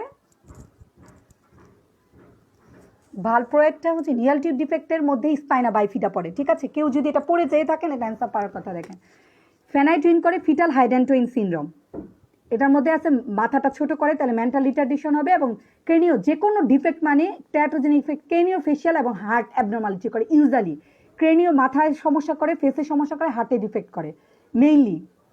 ভালপ্রয়েড নিয়াল টিউব ডিফেক্ট, এই নিয়াল টিউব ডিফেক্টটাই মানে হচ্ছে স্পাইনা বাইফিটা, যেটা অ্যান্সার হবে সোডিয়াম ভালপ্রয়েড, যেটা আমার হ্যান্ড নোট থেকে কমন আসছে। তাহলে অবস্টেটিক ড্রাগ এবং গাইনোকোলজিক্যাল ড্রাগগুলো ভালো করে এমফেসিস দিয়ে মুখস্থ করতে হবে, নোট করে পড়তে হবে। তারপরে আসি হচ্ছে আমার 15 নম্বর কোশ্চেন। দেখেন, পোস্ট মেনোপজাল উইমেনে কোন ড্রাগটা লোয়ার করে হট ফ্লাশ? ঠিক আছে, এটা আপনার আমি পড়াইনি। মেনোপজ থেকে আপনার মেনোপজ চ্যাপ্টারটা ভালো করে পড়তে হবে, মেনোপজ চ্যাপ্টারটা খুব ভালো করে পড়তে হবে কিন্তু। তারপরে কোশ্চেন ছিল টার্বুলেন্স অফ ব্লাড ফ্লো, যেটা আপনার সিবিএসে পড়বেন, প্রিভিয়াস থেকে পড়বেন। প্রিমেচুর ওভারিয়ান ফেলোর থেকে কোশ্চেন আসছে, প্রিমেচুর ওভারিয়ান ফেলোর থেকে কোশ্চেন আসছে। প্রিমেচুর ওভারিয়ান ফেলোর মানে যার ওভারিটা ফেল হবে বিফোর 40 ইয়ার্স, সেটাকে প্রিমেচুর মেনোপজে বলা হয়। ওয়ালাইকুম আসসালাম আপু, ভাইয়া। আচ্ছা, মিড সাইকেল পেইন মানে ওভুলেশন পেইন, এটা থেকে একটা কোশ্চেন আসছে। আর পিসিওএস থেকে একটা কোশ্চেন আসছে। তাহলে পিসিওএস থেকে 2টা কোশ্চেন আসছে। তাহলে এগুলো আমাদের ওভুলেশন কখন বলবো, ডায়াগনোসিস অফ ওভুলেশন, এই ক্রাইটেরিস্টিক খুব ভালো করে পড়তে হবে। আসেন পেপার 3, যেটা থেকে আমার অনেকগুলো কোশ্চেন আসছে। পেপার 3 মক টেস্ট থেকে সরাসরি এই কোশ্চেনগুলো আসছে। আমরা যদি একটু ভালো করে একটু সময় নিয়ে আমাদের গাইডলাইনগুলো ফলো করেন, পরীক্ষা দেন, তাহলে ইনশাল্লাহ হয়ে যাবে, সবারই হয়ে যাবে আস্তে আস্তে। এখন ফার্স্ট কোশ্চেন ছিল কি দেখেন, এটা কিন্তু আমি ক্লাসে বলেছি যে বারবার অ্যানোমেটাল ক্যান্সার সম্বন্ধে কিন্তু আমি অনেক এমফাসিস দিয়েছি। অ্যানোমেটাল ক্যান্সার, অ্যানোমেটাল হাইপারপ্লেসিয়া, বডিতে যেসব কারণে ইস্ট্রোজেনের প্রভাব বেশি থাকবে সেসব কারণে অ্যানোমেট্রিয়াল ক্যান্সার হবে। তাহলে দেখেন প্রথম কোশ্চেনে ছিল came with suspected endometrial cancer, diabetes, hypertension, এই তিনটাকে একসাথে বলে কর্পাস ক্যান্সার সিনড্রোম। ডায়াগনোসিসের জন্য বেস্ট মেথড কোনটা? আমি বলেছি অ্যানোমেট্রিয়াল ক্যান্সার ডায়াগনোসিস করার জন্য বেস্ট মেথড হচ্ছে ফ্র্যাকশনাল কিউরেটিভ। কেন বেস্ট? এটারও একটা ব্যাখ্যা আছে, বুঝছেন? এটারও একটা ব্যাখ্যা আছে, আমি বলবো, ক্লাসে বলে দিব এটার ব্যাখ্যা। অ্যানোমেট্রিয়াল স্যাম্পলিং, হিস্টোস্কোপিক গাইডেড বায়োপসি। কারণ ফ্র্যাকশনাল কিউরেটিভে স্যাম্পল না হয় 6টা প্লেস থেকে। অ্যানোমেট্রিয়াল স্যাম্পলিং জাস্ট আমার ডিএনসি যেভাবে করি, জাস্ট একটা পিপিলি বলে, শারমেন কিউরেট বলে, ওগুলো দিয়ে জাস্ট ইউটেরাসের কন্টেন্টটাকে নিয়ে আসা হয়, যেটা থেকে সবগুলো ওয়াল কভার করে না, যার কারণে আমার মেলিগনেন্সি মিস হতে পারে। কিন্তু যদি আমি ফ্র্যাকশনাল কিউরেটিভ করি, তাহলে আমরা যদি 6টা ওয়াল থেকে স্যাম্পল নিই, তাহলে মেলিগনেন্সি মিস হওয়ার সম্ভাবনা থাকে না। এই জন্য ফ্র্যাকশনাল কিউরেটিভ হচ্ছে গোল্ড স্ট্যান্ডার্ড। এই হচ্ছে আমার ইউটেরাস, ঠিক এই হচ্ছে আমার ইউটেরাস, দেখেন। তাহলে 6টা জায়গা থেকে আমার এন্ডোসার্ভিক্স, 6টা জায়গা থেকে ফ্র্যাকশনাল কিউরেটিভ স্যাম্পল নেওয়া হয়। প্রথমেই নেওয়া হয় এন্ডোসার্ভিক্স থেকে, ঠিক আছে? তারপরে কি নেওয়া হয়? ফান্ডাস থেকে, অ্যান্টেরিয়র ওয়াল, পোস্টেরিয়র ওয়াল, 2 ল্যাটারাল ওয়াল, টোটাল তাহলে 6টা জায়গা থেকে স্যাম্পল নেওয়া হয়। ফান্ডাস একটা, অ্যান্টেরিয়র পোস্টেরিয়র 2টা, 2 ল্যাটারাল ওয়াল 4 5, আর এন্ডোসার্ভিক্স থেকে একটা, টোটাল 6টা জায়গা থেকে স্যাম্পল নেওয়া হলে তো মেলিগনেন্সি মিস হওয়ার কথা না। এর জন্য অ্যানোমেট্রিয়াল ক্যান্সার থেকে গোল্ড স্ট্যান্ডার্ড বা বেস্ট মেথড হচ্ছে ফ্র্যাকশনাল কিউরেটিভ। আর স্যাম্পলিংটা কি? স্যাম্পলিং জাস্ট আমি একটা হচ্ছে কেনুলা, পিপিলি বলেন, যাই বলেন, পিপিলি বলে স্পেশাল, হ্যাঁ, জাস্ট ইউটেরাসের কন্টেন্টটা নিয়ে আসবো, অ্যান্ডোমেট্রিয়ামের যে কোনো একটা লাইনিংটা, মানে অ্যান্ডোমেট্রিয়াম কিউরেট করে নিয়ে আসবো, কিউরেট বা অ্যান্ডোমেট্রিয়ামের যে সিক্রেশনগুলো নিয়ে আসবো। তাহলে দেখা যায় ফান্ডাস মিস হয়ে যাচ্ছে, ল্যাটারাল ওয়াল মিস হয়ে যাচ্ছে, এন্ডোসার্ভিক্স মিস হয়ে যাচ্ছে, ঠিক আছে? তাহলে আমার মেলিগনেন্সি মিস হওয়ার সম্ভাবনা থাকে। এর জন্য অ্যানোমেট্রিয়াল ক্যান্সারের ক্ষেত্রে বেস্ট মেথড হচ্ছে ফ্র্যাকশনাল কিউরেটিভ। ওকে, এখন আসেন, দেখেন কল এগনার বডি কোথায় পাবো। দেখেন আমার হ্যান্ডনোট থেকে, আমার যেই হ্যান্ডনোট, অনকোলজি হ্যান্ডনোট থেকে সবগুলো কোশ্চেন আসছে, যে এই হ্যান্ডনোটটা পড়লে আপনাদের অনেক কিছু কভার করবে। দেখেন আমার একদম,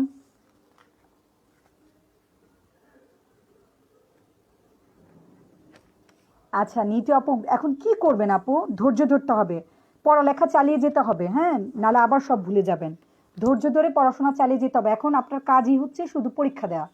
যত পরীক্ষা পারবেন প্রতিদিন পরীক্ষা দিবেন, টপিকসগুলো রিভিশন দিবেন, রুটিন করে পড়াশোনা করবেন। অ্যানাটমি, তারপরে ফিজিওলজি এবং প্যাথোলজি রুটিন করে পড়াশোনা করতে হবে। পেপার অন পেপারটি দেখেন, একদম আমার হ্যান্ডনোট থেকে যতগুলো কোশ্চেন আসছে আপনার অনকোলজি থেকে, যারা আমার পরীক্ষা দিয়েছে, আমার ক্লাস করেছে, আমার হ্যান্ডনোট থেকে কোশ্চেন আসছে। দেখেন আমি লিখেছি গ্রাউন্ড সেল টিউমারে কল এগনার বডি পাওয়া যায়। তাহলে কি এর জেপকট, কি এর দত্ত, আপনার হ্যান্ডনোট করলে কভার হয়ে যায়। এখন কি আমি জ্যাপকোট পড়বো না, দত্ত পড়বো না? অবশ্যই পড়বো। আপনার কনসেপশন ক্লিয়ার করতে হবে, শুধু গদবাদ আমরা পড়া মুখস্থ করে গেলে হবে না। হ্যান্ডনোটটা হচ্ছে পরীক্ষা আগের দিন দেখে দেওয়ার জন্য, যেন আমার মিস না হয়। কিন্তু দেখেন গ্রাউন্ড সিস্টেমের কলাইগনার বডি পাবো, পরীক্ষা আপনার কোশ্চেন আসছে, মানে অবাক করা কাণ্ড, এগুলো আপনি পাবেন। 25 ইয়ার্স লেডি, আমি আগেই বলেছি, আবারও দেখেন, এই যে আগেই বলেছি যে 25 ইয়ার্স, আমার একদম ক্যান্সারের ক্ষেত্রে আমার বয়স ভাগ করা, ওভারিয়ান মেলিগনেন্সির ক্ষেত্রে বয়স একদম ভাগ করা, ওভারিয়ান মেলিগনেন্সি বয়স ভাগ করা। আমার রিপ্রোডাক্টিভ এজে হবে হচ্ছে জার্ম সেল টিউমার, যেটা আমরা পড়েছি deep connective tissue. Advance age বা পোস্ট মেনোপোজাল লেডির ক্ষেত্রে পড়েছি আমরা এপিথেলিয়াল টিউমারগুলো, serous tumour, mucinous tumour, Brenner tumour, endometrioid tumour, ঠিক আছে? আর পড়েছে সেক্স কর্ড স্টোমাল টিউমার। হ্যাঁ হ্যাঁ হ্যাঁ,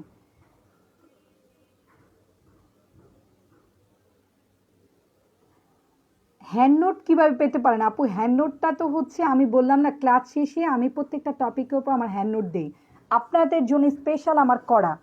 এটা তো আপু আমি হচ্ছে ক্লাসের পরে পেয়ে যাবেন। আর হচ্ছে যারা হচ্ছে কোচিংয়ে নিজে হ্যান্ডনোট তৈরি করবেন, আমার অ্যাডভাইসটা ফলো করে নিজে হ্যান্ডনোট তৈরি করেন। যারা হচ্ছে কোচিংয়ের সাথে যুক্ত থাকবেন না, কোনো সমস্যা নাই, জাস্ট আমার গাইডলাইনটা ফলো করেন। এক্সাম ব্যাচ শুরু হবে ইনশাল্লাহ, আমি বলবো, সব বলে দিব। কারণ আমি নেক্সট আপনাদের আরেকটা ডেমো ক্লাস নিব, যেটাতে পেপার 2 পেপার 3 বই দেখে দেখে কোন চ্যাপ্টার পড়বেন সেটা ওপেন ফর অল থাকবে, ঠিক আছে? ওইটা আমি চ্যাপ্টার ওয়াইজ বলবো। আজকে আমি শুধু কোশ্চেন নিয়ে আলোচনা করতেছি, যে হুবহু আমার কোশ্চেন আসছে, আমি আপনাদেরকে দেখাচ্ছি, আমার হ্যান্ড নোট থেকে কোশ্চেন আসছে, দেখাচ্ছি জিনিসটা। আচ্ছা, এখন আসেন তাহলে আমার পোস্ট মেনোপজাল লেডিদের ক্ষেত্রে আমার আসতেছে এপিথেলিয়াল টিউমারগুলো।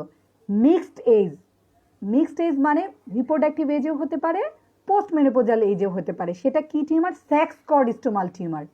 সেটা কি? Granulosa cell tumour, theca cell tumour. তাহলে ক্লাসিফিকেশন যদি, হ্যাঁ হ্যাঁ কোশ্চেন আসে, এটাও বলছি আপু, কোশ্চেন আসে। হার্ট ডিজিজ তো আমি পড়াইছি, ক্লাসে আমি পড়াইছি। আচ্ছা,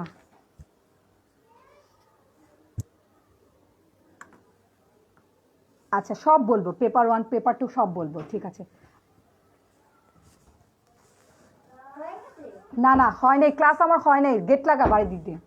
আচ্ছা শুনেন আপুরা, সেটা হচ্ছে দেখেন এই ক্লাসিফিকেশনটা যদি আমরা ভালো করে পড়ি, ওভারেন টিউমার, এটা থেকে অনেক কোশ্চেন অ্যান্সার করা যাবে। দেখেন ক্লাসিফিকেশন অফ ওভারেন টিউমার, বইয়ে অনেক বড় হেডলাইন দেওয়া আছে, আমি শর্ট করে লিখেছি। দেখেন এপিথেলিয়াল টিউমার কোন এজ হবে? পোস্ট মেনোপজাল এজে হবে। সেক্স কর্ডিস্টোমাল টিউমার কোন এজ হবে? আমি আমার যারা ক্লাস করেছেন জানেন, আমি ঠিক ওভাবেই পড়িয়েছি কিন্তু আপুরা, ধৈর্য নিয়ে। 5টা ক্লাস ছিল আমার অনকোলজির উপরে, 3টা ক্লাস ছিল, সরি 3টা 4টা ক্লাস ছিল। সেক্স কর্ডিস্টোমাল টিউমার মিক্সড এজে হয়, রিপ্রোডাক্টিভ এজে হবে, পোস্ট মেনোপজাল লেডি এজেও হবে। জার্ম সেল টিউমার কখন হবে? জার্ম সেল টিউমার হবে হচ্ছে আমার রিপ্রোডাক্টিভ এজে, ডিপ কানেকটিভ টিস্যু। ডিপ কি? দেখেন ডিতে ডিজার্মিনোমা, ইতে কি অ্যান্ডোডার্মাল সাইনাস টিউমার, ইয়ক্সেক টিউমার, ইতে কি অ্যামার্নাস সেল কার্সিনোমা, পিতে কি পলিআরমামা, সিতে কি কোরিওকার্সিনোমা, টিতে কি টেরাটোমা। এই টেরাটোমার মধ্যে ইমেচুর আছে, মেচুর আছে। ইমেচুরটা হচ্ছে ম্যালিগন্যান্ট, মেচুরটা হচ্ছে ডার্ময়েড সিস্ট, যেটা আপনাকে পরীক্ষা কনফিউশন করে দিয়েছে যে মেচুর টেরাটোমা, যেটা হচ্ছে ডার্ময়েড সিস্ট। মনোডার্মার মধ্যে struma ovary, ovarian tumour, carcinoid syndrome. তাহলে এই ক্লাসিফিকেশন পড়লে কিন্তু অনেক কোশ্চেন অ্যান্সার করা যাবে। জাস্ট আমার হ্যান্ডনোটটা যদি ফলো করতে পারেন, বুঝে পড়েন, তাহলে কিন্তু অনেক কোশ্চেন অ্যান্সার করা যাবে। এখন আসেন দেখেন, এইটাও আসছে most common chromosomal cause of first trimester. আমি আমার এসবিএ যদি আপনাদেরকে দেখাই, যে এটা আমার একদম এসবিএ থেকে আপনাদের কোশ্চেন আসছে। দেখেন এই যে প্রিমেচুর মেনোপজ বা প্রিমেচুর ওভারিয়ান ফেলিওরের যে আমি আপনাদের এসবিএ করেছি, এই টপিক্সটাও আমার টাচ করেছিলাম। দেখেন একদম টপিক্স ধরে আমার এসবিএ ক্লাসের যে টপিকগুলো আমি আপনাদেরকে দিয়েছি, এটা আপনারা খুব ভালো করে ফলো করবেন। এটা পড়লে কিন্তু হচ্ছে আপনাদের অনেক কিছু কভার হয়ে যাবে। দেখেন একদম হুবহু কোশ্চেন আমার। ফার্স্ট সেমিস্টারে কি হবে? জেনেটিক কারণ। সেকেন্ড সেমিস্টার হবে ইউটেরাসে কোনো সমস্যা থাকলে জেনেটিক কারণ। অ্যানিওপ্লয়েডি মানে হচ্ছে ডাউন সিনড্রোম, ট্রাইজোমি 21, 18, 13 সবচেয়ে কমন। আমি তো বারবার বলছি অ্যানিওপ্লয়েডি মানে ট্রাইজোমি 21। এটা আমার আপুরা ভুল করার কথা না। দেখেন একদম এসবিআই থেকে হুবহু কোশ্চেন, মানে প্রত্যেকটা কোশ্চেন পেপারটি হচ্ছে আমি আপনাদেরকে বলেছি ক্লাসে। জিডিএম আমি আপনাদেরকে অনেক ভালোভাবে পড়িয়েছি। সিনিয়র বেস্ট একটা কোশ্চেন আসছে, কি আসছে আমি জানি না, তবে আমার হ্যান্ডনোট থেকে কোশ্চেনটা আসছে। কনফার্মিটি টেস্ট ফর টিউবারক্লোসিস, এটা থেকে আসলে কনফার্মিটি টেস্ট ফর টিউবারক্লোসিস তো হচ্ছে ডায়াগনস্টিক কিউরেটেস, মানে অ্যান্ডোমেট্রিয়াম অ্যাসপিরেশন। এটা অ্যান্ডোমেট্রিয়াল অ্যাসপিরেশন নিয়ে আমরা 2টা কাজ করি, তাই না? আমরা হচ্ছে মানে এইটার কোশ্চেনটা আসলে আমি জানি না, কিন্তু আসছে, এটা আমি আমার ক্লাসে ভালো করে বুঝিয়ে দিব। তারপরে দেখেন এই যে আমি বলছি UTI most common organism E. coli আসছে। বার্থেলিনাইটিস, এই জিনিসটা আপনারা লক্ষ্য করেন, আমি আপনাদেরকে বারবার বলেছি, কেউ যদি ভুল করে থাকেন তাহলে খুবই দুঃখজনক যে আমি শর্টকাট বলেছি। এইটা যদি আপনার মনে, বার্থেলিনাইটিস থেকে কোশ্চেন আসবে, আমি তো বললাম আসবেই। দেখেন আমরা যদি পিআইডি কি দিয়ে হয়? জিসিএম দিয়ে হয়। অ্যাক্টোপিক প্রেগনেন্সি কি দিয়ে হয়? জিসিএম দিয়ে হয়। বার্থেলিন গ্ল্যান্ড ইনফেকশন যেটাকে বলে বার্থেলিনাইটিস কি দিয়ে হয়? জিসিএম দিয়ে হয়। আমি বলেছি আপুদের যে বার্থেলিন গ্ল্যান্ড ইনফেকশন মেইনলি গনোকক্কাস দিয়ে হয়, ক্লামেডি দিয়ে হয়, মাইক্রোপ্লাজমা, কিন্তু মেইনলি হয় গনোকক্কাস দিয়ে। অ্যাক্টোপিক প্রেগনেন্সি মেইনলি হয় কি দিয়ে? ক্লামেডি দিয়ে। এটা একটু মানে ট্রিক্স করে মনে রাখার জন্য বলেছি। সালফিনজেটিস জিসিএম দিয়ে হয়, কিন্তু মেইনলি কি দিয়ে হয়? ক্লামেডি দিয়ে।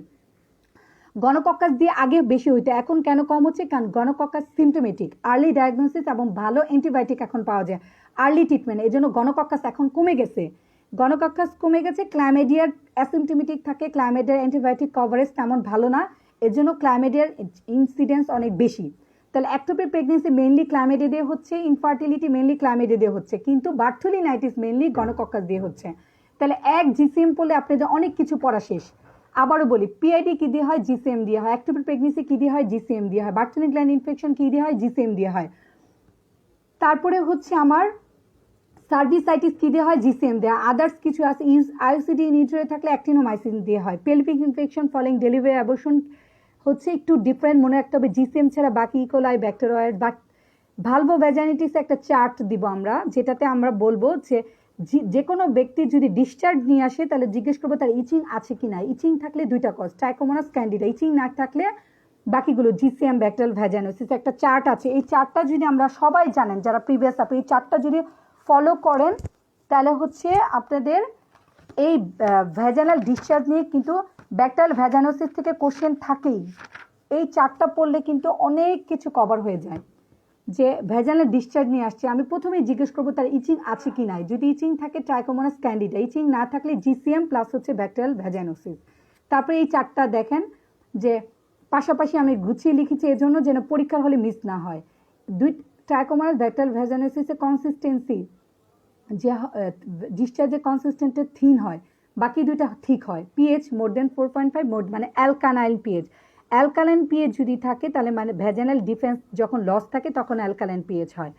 তাহলে ভ্যাজাইনাল ডিফেন্স কখন লস থাকে? Following menstruation, following delivery, following abortion. তাহলে ফলোইং মেনস্ট্রুয়েশন আমরা কোন ইনফেকশন পাবো? ট্রাইকোমোনাস পাবো, ব্যাকটেরিয়াল ভ্যাজাইনোসিস। ঠিক আছে। বিফোর মেনস্ট্রুয়েশন যেটা অ্যাসিডিক পিএইচ এর মধ্যে ইনফেকশন হতে পারে, ক্যান্ডিডা ক্ল্যামাইডিয়া, সিসি। তাহলে এটা মনে রাখতে হবে বোঝার জন্য যে ফলোইং মেনস্ট্রুয়েশন কোন ইনফেকশন হচ্ছে, বিফোর মেনস্ট্রুয়েশন কোন ইনফেকশন হচ্ছে। পুরেটাস থাকবে ক্যান্ডিডা ট্রাইকোমোনাসের ক্ষেত্রে, হুপ টেস্ট পজিটিভ থাকবে, ব্যাকটেরিয়াল ভ্যাজাইনোসিস। খুব ইম্পর্টেন্ট, ভালো করে পড়তে হবে এটা শর্টকাট মনে রাখার জন্য। তাহলে এইভাবে শর্টকাট যদি আমরা পড়ি কিন্তু অনেক কিছু দেন। বিআরসিএ জিন which type of BRCA which type of জিন অটোজোমাল ডোমিনেন্ট একটা এটা আপনার জানতে হবে। বিআরসি1 বিআরসি2 হচ্ছে এটা জানতে হবে। আমার কোশ্চেন সলভ শেষ হলে আমি একটা মজার টপিকস পড়বো যেটা থেকে কোশ্চেন থাকবে ব্রেস্ট থেকে, যেটা আপনার ম্যামোগ্রাফি আলট্রাসোনোগ্রাফি সম্বন্ধে অনেকে জানতে চেয়েছেন, যেটা আমার ভালো করে নিজেরও জানা ছিল না। ভালো করে আমি জেনেছি যেটা থেকে কোশ্চেন আসবেই ব্রেস্ট থেকে। ব্রেস্ট থেকে যা বলেছি দুইটা কোশ্চেন এবার কিন্তু এসেছে, যেটা খুব ইম্পর্টেন্ট, ব্রেস্টটা ভালো করে পড়তে হবে। তাহলে বিআরসি1 আমরা জেনেটিক্স থেকে ভালো করে বুঝে নিব, এটা একটা অটোজোমাল ডোমিনেন্ট জিন। বিআরসি1 বিআরসি2 যা থাকবে তার কি করতে পারে? হেরিডিটি ব্রেস্ট ক্যান্সার হতে পারে 5% ক্ষেত্রে, ওভারিয়ান ক্যান্সার হতে পারে 12% ক্ষেত্রে, অ্যান্ডোমেট্রিয়াল ক্যান্সার হতে পারে হচ্ছে 50% ক্ষেত্রে। তাহলে এই জিনিসটা একটু বুঝতে হবে। তাহলে বিআরসিএ জিনটা হচ্ছে একটা অটোজোমাল ডোমিনেন্ট জিন। BRCA1 এবং BRCA2 এই জিন যার প্রিডিসপোজিশন থাকবে তার কি কি হতে পারে দেখেন, বুঝেন। তার ব্রেস্ট ক্যান্সার হতে পারে 5% ক্ষেত্রে, তার ওভারিয়ান ক্যান্সার হতে পারে 12% ক্ষেত্রে, তার অ্যান্ডোমেট্রিয়াল ক্যান্সার হতে পারে। ঠিক আছে, এটার পার্সেন্টেজটা আমার মনে নেই। ঠিক আছে, কিন্তু এই তিনটা জিন যদি থাকে, তার কারো পজিটিভ থাকে, তাহলে এগুলো হতে পারে। তাহলে জানতে হবে, এটাই পরীক্ষা আসছে আপনার। এটা এক ধরনের অটোজোমাল ডোমিনেন্ট জিন। আইভি ক্যানুলা ইনফেকশন আপনারা বেসিক ব্যাকটেরিওলজি থেকে পড়বেন। এটা অ্যানসারমনিস স্টেফাইলোককাস এপিডার্মাইটিস, মানে স্কিনের যে ইনফেকশনগুলো, অরিয়াস, এপিডার্মাইটিস, এগুলো থেকে স্কিনের মানে নর্মাল ফ্লোরা দিয়ে ইনফেকশনগুলো হয়। এটা অ্যান্সার মনে হয় এপিডার্মাইটিস। ঠিক আছে। কলেরা টক্সিন, এটা আপনারা বেসিক ব্যাকটেরিওলজি থেকে পড়বেন। এটা হচ্ছে অ্যান্সার হবে অ্যাক্টিভেটিং এডিনাল সাইক্লেজ। তারপরে দেখেন, a patient come with intraabdominal abscess, most common organism bacteroides. Intraabdominal ইনফেকশনগুলো ইকোলাই ব্যাকটেরিয়েড দিয়ে হয়, বুঝছেন, এটা জানতে হবে আর কি। A patient came to with sore throat, fever, এটা আপনারা জানেন যে হোয়াইট ম্যামেন থাকে, কর্নিব্যাক্টের ডিপথিয়া হবে, এটা সবাই জানেন, কমন কোশ্চেন। সিগনেট রিং কুকেনবার্গ টিউমারে পাবো, এটাও আমার হ্যান্ডনোট থেকে হুবু কোশ্চেন আসছে। কুকেনবার্গ টিউমার খুব ভালো করে পড়বেন, কুকেনবার্গ টিউমার খুব ভালো করে পড়বেন। কুকেনবার্গ টিউমার আমি দেখাচ্ছি আমার হ্যান্ডনোটটা।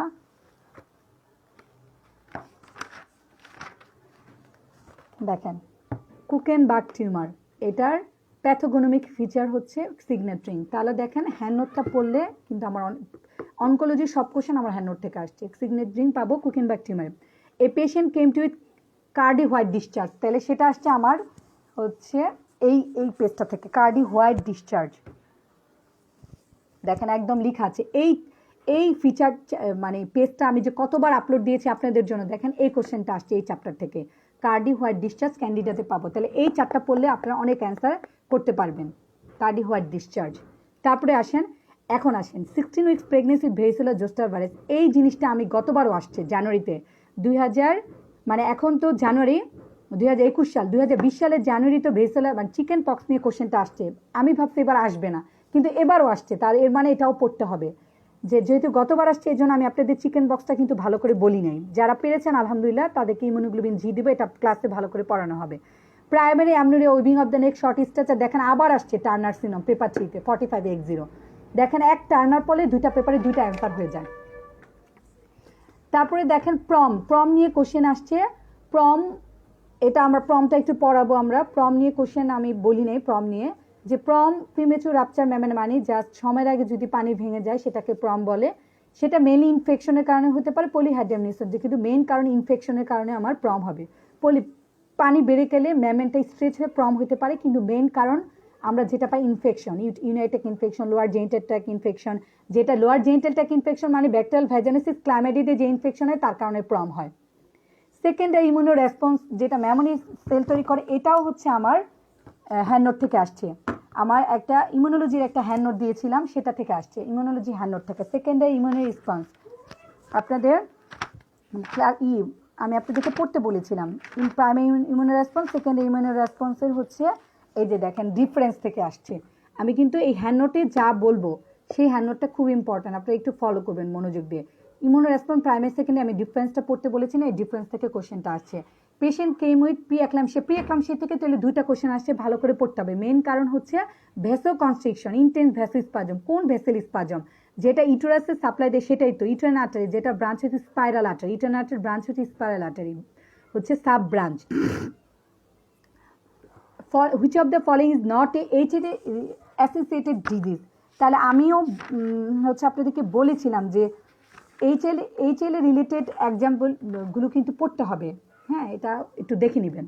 আরএস নেগেটিভ থেকে কোশ্চেন তাহলে দুইটা আসছে, দেখেন এই যে সাইটোটক্সিক সেল হাইপার সেন্সিটিভিটি, যে এটা হচ্ছে টাইপস অফ হাইপার সেন্সিটিভিটি পড়লে কিন্তু এটা অ্যান্সার করা যায়, যেটা আপনাদেরকে আমি বলেছি। মোলার প্রেগনেন্সি থেকে কোশ্চেন আসছে, আমি বারবার বলেছি, যেটা আমার হ্যান্ড নোটেও আছে, যে মোলার প্রেগনেন্সি হাইড্রেটেড মোল, পার্শিয়াল মোল, ভালো করে পার্থক্যটা পড়বেন।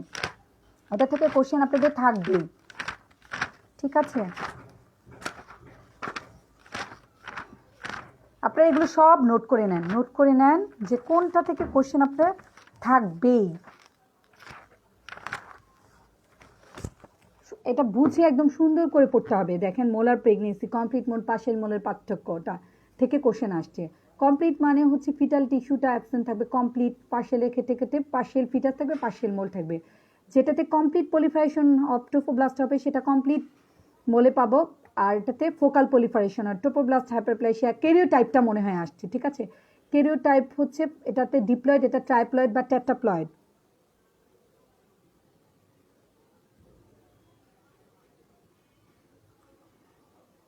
না, আমাদের মামুন ভাই, সেটা হচ্ছে আমাদের তো বস, আমাদের তো লিজেন্ড তো টিএ চৌধুরী স্যার। আমি অনেক কথা কিন্তু মানে অনেক কনসেপশন ক্লিয়ার করেছি টিএ চৌধুরী স্যার ক্লাস থেকে। আপনি যদি করতে চান আপনার জন্য ভালো হবে, খারাপ কিছু হবে না। হ্যাঁ, ছেলেরা অনেক শাইন করতে পারে, কারণ আমাদের যে লিজেন্ড গাইনোকোলজি লিজেন্ডই হচ্ছে ছেলে মানুষ, টিএ চৌধুরী স্যার। ঠিক আছে, আপনি চয়েস করতে পারেন, কোনো সমস্যা নেই।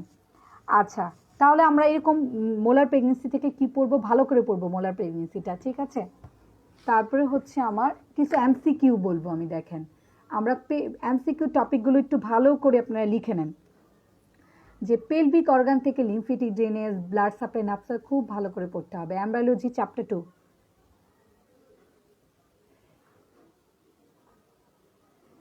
আচ্ছা, যারা আমাদের সিনাপসে আপনারা হচ্ছে সিনাপসের সাথে যুক্ত, তারা হচ্ছে আমি যে আপনাদের ক্লাস নিয়েছি, আমাদের প্রিভিয়াস বেসিক ক্লাস বাদে আমাদের ক্লিনিক্যাল যে 15টা ক্লাসে 15টা এক্সাম হয়েছে, plus mock question, plus SBA question, ওগুলো ভালো করে দেখলেই কিন্তু হয়ে যাবে। এখন আপনারা যদি ম্যাট্রিক্স, ইম্পালস, আমার কাছে মনে হয় না আপনি ওই আমাদের ওই কোশ্চেনগুলো সলভ করেন, তারপরে যদি পাশাপাশি রাখতে চান তাহলে কোনটা রাখবেন?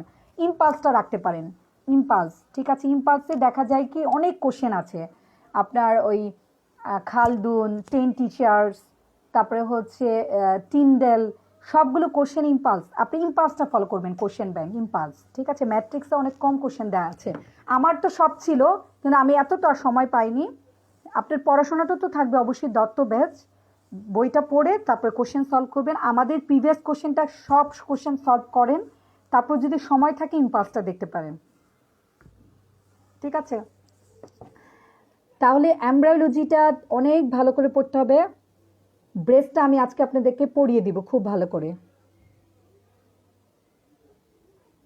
কোশ্চেন ব্যাংক হচ্ছে আমাদের সিনাপসের প্রিভিয়াস কোশ্চেনগুলো দেখবেন, প্লাস কারণ আমাদের সিনাপসে এসবিও টপিকগুলো, মক কোশ্চেন এবং 15টা ক্লিনিক্যাল কোশ্চেনের যত কোশ্চেন আছে কালেক্ট করেন, অফিস থেকে কালেক্ট করা যাবে, ঠিক আছে? এগুলো কোশ্চেন কালেক্ট করা যাবে। আপনি সবগুলো কোশ্চেন কালেক্ট করে নিজে নিজে পরীক্ষা দেন, যেই টপিক ভুল হবে সেই টপিকসগুলো লিখে লিখে পড়েন। আমাকে কোনো প্রবলেম হলে মেসেঞ্জারে নক দিবেন। এখন কথা হচ্ছে আপনাদের কাছে রিকোয়েস্ট, আপনারা হচ্ছে বিসিপিএস এর যে পরীক্ষাগুলো হয়, ক্লাস হয়, ক্লাস করেন আপনার ইচ্ছা, কিন্তু পরীক্ষা যে কোশ্চেনগুলো হয় ওগুলো আপনাদের সলভ করার কোনো দরকার নেই, কারণ ওগুলো সলভ করলে আপনাদের মাথা নষ্ট হয়ে যাবে। আমরাই ঠিক মতো সলভ করতে পারি না, এত ফালতু কোশ্চেন দেয়। তাহলে আমার রিকোয়েস্ট হচ্ছে আপনাদের ওই কোশ্চেন সলভ করে কোনো লাভ হবে না। ফার্স্ট কথা হচ্ছে সিনাপসের যত কোশ্চেন আছে ক্লিনিক্যাল ব্যাচে সবগুলো সলভ করবেন, এসবি সলভ করবেন, মক কোশ্চেন ফুল। তারপরে যদি সময় থাকে ইম্পাসটা দেখতে পারেন, তারপরে যদি সময় থাকে রডি লামলি স্মিডি দেখতে পারেন, ঠিক আছে? ওকে, তাহলে ব্রেস্টটা আমি আজকে ভালো করে আপনাদের পড়াবো। ব্রেস্ট খুব ইম্পর্টেন্ট, ব্রেস্টটা আমি আজকে পড়িয়ে দিব, ঠিক আছে? তাহলে এবং নেক্সট ডেমো ক্লাসে আমার পেপার 2 পেপার 3 আমরা গাইনি দত্ত বই থেকে একটু বলবো, ঠিক আছে? আজকে এই টপিকগুলো আপনারা লিখে রাখেন। চ্যাপ্টার 3 প্লাসেন্টা থেকে কোশ্চেন আসবেই, প্লাসেন্টা থেকে 3টা কোশ্চেন আসছে, তাহলে আমার প্লাসেন্টা খুব ভালো করে পড়তে হবে। স্ট্রোজেন প্রোজেস্টেরন ডিটেল পড়তে হবে। প্রিভিয়াস কোশ্চেন সিনাপসে অফিস থেকে কালেক্ট করতে হবে আপু। স্ট্রোজেন প্রোজেস্টেরন ডিটেলস পড়তে হবে। ক্লোমিফেন সাইটেক থেকে আসছে, তাহলে ওভুলেশন ইন্ডিউসিং ড্রাগ ডিটেলস পড়তে হবে। ফিটাল অ্যাডেনাল গ্ল্যান্ডটার ডিটেলস পড়তে হবে। একটা চ্যাপ্টার আছে, ঠিক আছে? ওই দেখাচ্ছি চ্যাপ্টারটা। এই চ্যাপ্টার থেকে অনেক কোশ্চেন থাকে, এইটা চ্যাপ্টারটা একদম ঝাড়ঝাড় করে মুখস্থ করে ফেলতে হবে। অবশ্যই বুঝে পড়তে হবে আপু, বুঝে পড়তে হবে, হ্যাঁ? 4 নম্বর চ্যাপ্টার ফিটাস, এই চ্যাপ্টার থেকে যে কত কোশ্চেন থাকে আপু, আপনি মানে বলে বোঝানো যাবে না। এই ফিটাল ফিজিওলজি, অ্যান্ড্রোকাইনোলজি, হ্যাঁ, তারপরে কি কি চেঞ্জ হয় এই চ্যাপ্টার থেকে আমরা বুঝে আপনাদের পড়িয়ে দিব, কোনো সমস্যা নেই। এই চ্যাপ্টার থেকে অনেক কোশ্চেন থাকে, ঠিক আছে? তাহলে ফিজিওলজিক্যাল চেঞ্জ এবার একটা আনকমন আসছে, কিউটেনাস ব্লাড সাপ্লাই, আসলে এটা ইম্পর্টেন্ট না, তারপরেও আসছে, দেখে যাবেন। প্রেগনেন্সিতে পজিটিভ নাইট্রোজেন ব্যালেন্স হয়, মানে মেটাবলিক চেঞ্জটা দেখতে হবে। হরমোন ইন ব্রেস্ট ডেভেলপমেন্ট, এটা আমি আজকে আপনাদেরকে পড়িয়ে দিব। এটা আমারও একদম হ্যান্ডনোট থেকে হুবহু কোশ্চেন আসছে আপনাদের। তারপরে হচ্ছে নেক্রোসিস অ্যাপোপ্টোসিস ডিটেলস আসছে, fatty liver pregnancy healing process থেকে, যে 0 আওয়ারে কোনটা আসে, প্রথমে ম্যাক্রোফেজ আসে, নিউট্রোফিল আসে, তারপরে গ্রানুলেশন টিস্যু অ্যাপিয়ার করে।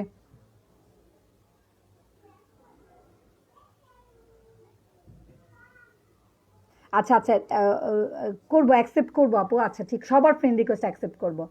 তারপরে হচ্ছে রেডিয়েশন ইন্ডিউস সেল ইঞ্জুরি থেকে কোশ্চেন আছে। অ্যান্ডোমেট্রিয়াল ক্যান্সার থেকে যে কোশ্চেন আসছে, এটা আমার মক কোশ্চেন, 9 নম্বর মক কোশ্চেনের পেপার 3 9 নম্বর কোশ্চেন, একজন আমাকে স্ক্রিনশট দিয়ে পাঠিয়েছে যে মক কোশ্চেনে 9 নম্বর কোশ্চেন হুবহু আসছে। আমি যদি আপনাকে দেখাই, আপনি বিশ্বাস করবেন কিনা জানি না। আপনার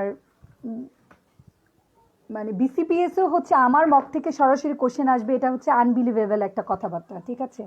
মানে বিসিপিএসে সহজে কারো কোশ্চেন কিন্তু কমন আসে না, কিন্তু আমার আসছে। ফিজিওলজির জন্য কোন বই ফলো করবেন আপু? পাটনের জন্য আমরা অদত্ত, গাইনি দত্ত, তারপরে আমরা শীত থেকে পড়বো। বেসিকটা আমরা শীত ফলো করবো, এখন বই পড়ার সময় নেই, এত বই পড়লে এখন হবে না। আমরা যদি এমএস দিতে যাই সেটা অন্য কথা, কিন্তু আমাদের বেসিকের জন্য কতটুকু পড়তে হবে আমি বলে দিব, কোনো সমস্যা নেই, আমি বলে দিব, হ্যাঁ? ঠিক কতটুকু পড়তে হবে। মক কোশ্চেন পেপার 3 আমি আপনাকে দেখাচ্ছি, 9 নাম্বার কোশ্চেন।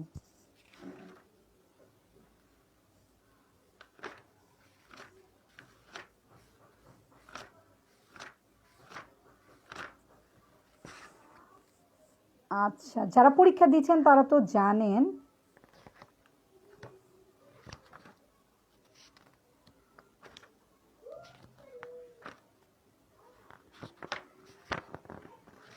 আচ্ছা এখন খুঁজে পাচ্ছি না, এখন আমি ব্রেস্ট পড়াই, ব্রেস্ট পড়ানোর পর আমার ক্লাস শেষ করে দেবো আপুরা। এখন আসেন, মানে আমার মক কোশ্চেনের 9 নম্বর কোশ্চেনটা হুবহু কমন আসছে একদম, আরও অনেক কিছু কমন আসছে, বলে বোঝানো যাবে না, ঠিক আছে। এখন আসেন ব্রেস্ট। ব্রেস্টে আমরা অপসিত দত্ত, গানি দত্ত পড়বো। দত্ত, অপসিত Dutta 8th edition, gynae Dutta 7th edition. খুব সবাই মনোযোগী হন, এটা থেকে এবার 2টা কোশ্চেন আসছে, যেটা আমি ক্লাসে বলেছি। নেক্সট ডে 2টা আসবে, 3টা আসবে, 4টাও আসতে পারে ব্রেস্ট থেকে, এত ইম্পর্টেন্ট, ঠিক আছে। তাহলে গানি দত্ত, অবদত্ত লাগবে। গানি দত্তের হচ্ছে 7th এডিশন, অবদত্তে 8th এডিশন থেকে আপনারা খুব মনোযোগী না, আমি ব্রেস্টটা একটু বলবো। তাহলে অপসিত দত্ত হচ্ছে 16 নাম্বার, 16 নাম্বার পেজ যদি আমি বের করি, একটা পয়েন্টও আমি যা বলবো একটা পয়েন্টও আমরা বাদ দিব না, ঠিক আছে। আমি একটু দ্রুত বলবো, আপনি একটু মানে দ্রুত কেস করে ফেলবেন। সেটা হচ্ছে এই যে আসেন ব্রেস্ট। ব্রেস্ট প্রথমে এটা পড়বেন, এটা মডিফাইড সোয়েট গ্ল্যান্ড অথবা সাবাসেট গ্ল্যান্ড, মেইনলি সোয়েট গ্ল্যান্ড পড়বেন। এটা কোন লোকেশনে থাকে? 2nd to 6th রুপে থাকে। এটা কোথায় থাকে? Subcutaneous tissue over the pectoralis major fascia. এটা কি হয়? টুয়ার্ডস অ্যাক্সিলা, একটা অ্যাক্সিলারি টেল থাকে। রিপোর্ট চাইল্ড বিয়ারিং এজ, এটার ওয়েট কত? 200 থেকে 300 গ্রাম। প্রত্যেকটা কথা লাগবে, একটু পড়ে ফেলতে হবে। এটা স্ট্রাকচারের মধ্যে আমরা প্রথমে বাইরে থেকে যদি দেখি, নিপল অ্যান্ড এরিওলাটা। এখন যেই নিপলের পরে যে কালো পিগমেন্টেড এরিয়াটা হচ্ছে এরিওলা, যেটা হলো 2.5 সেন্টিমিটার ডায়ামিটার।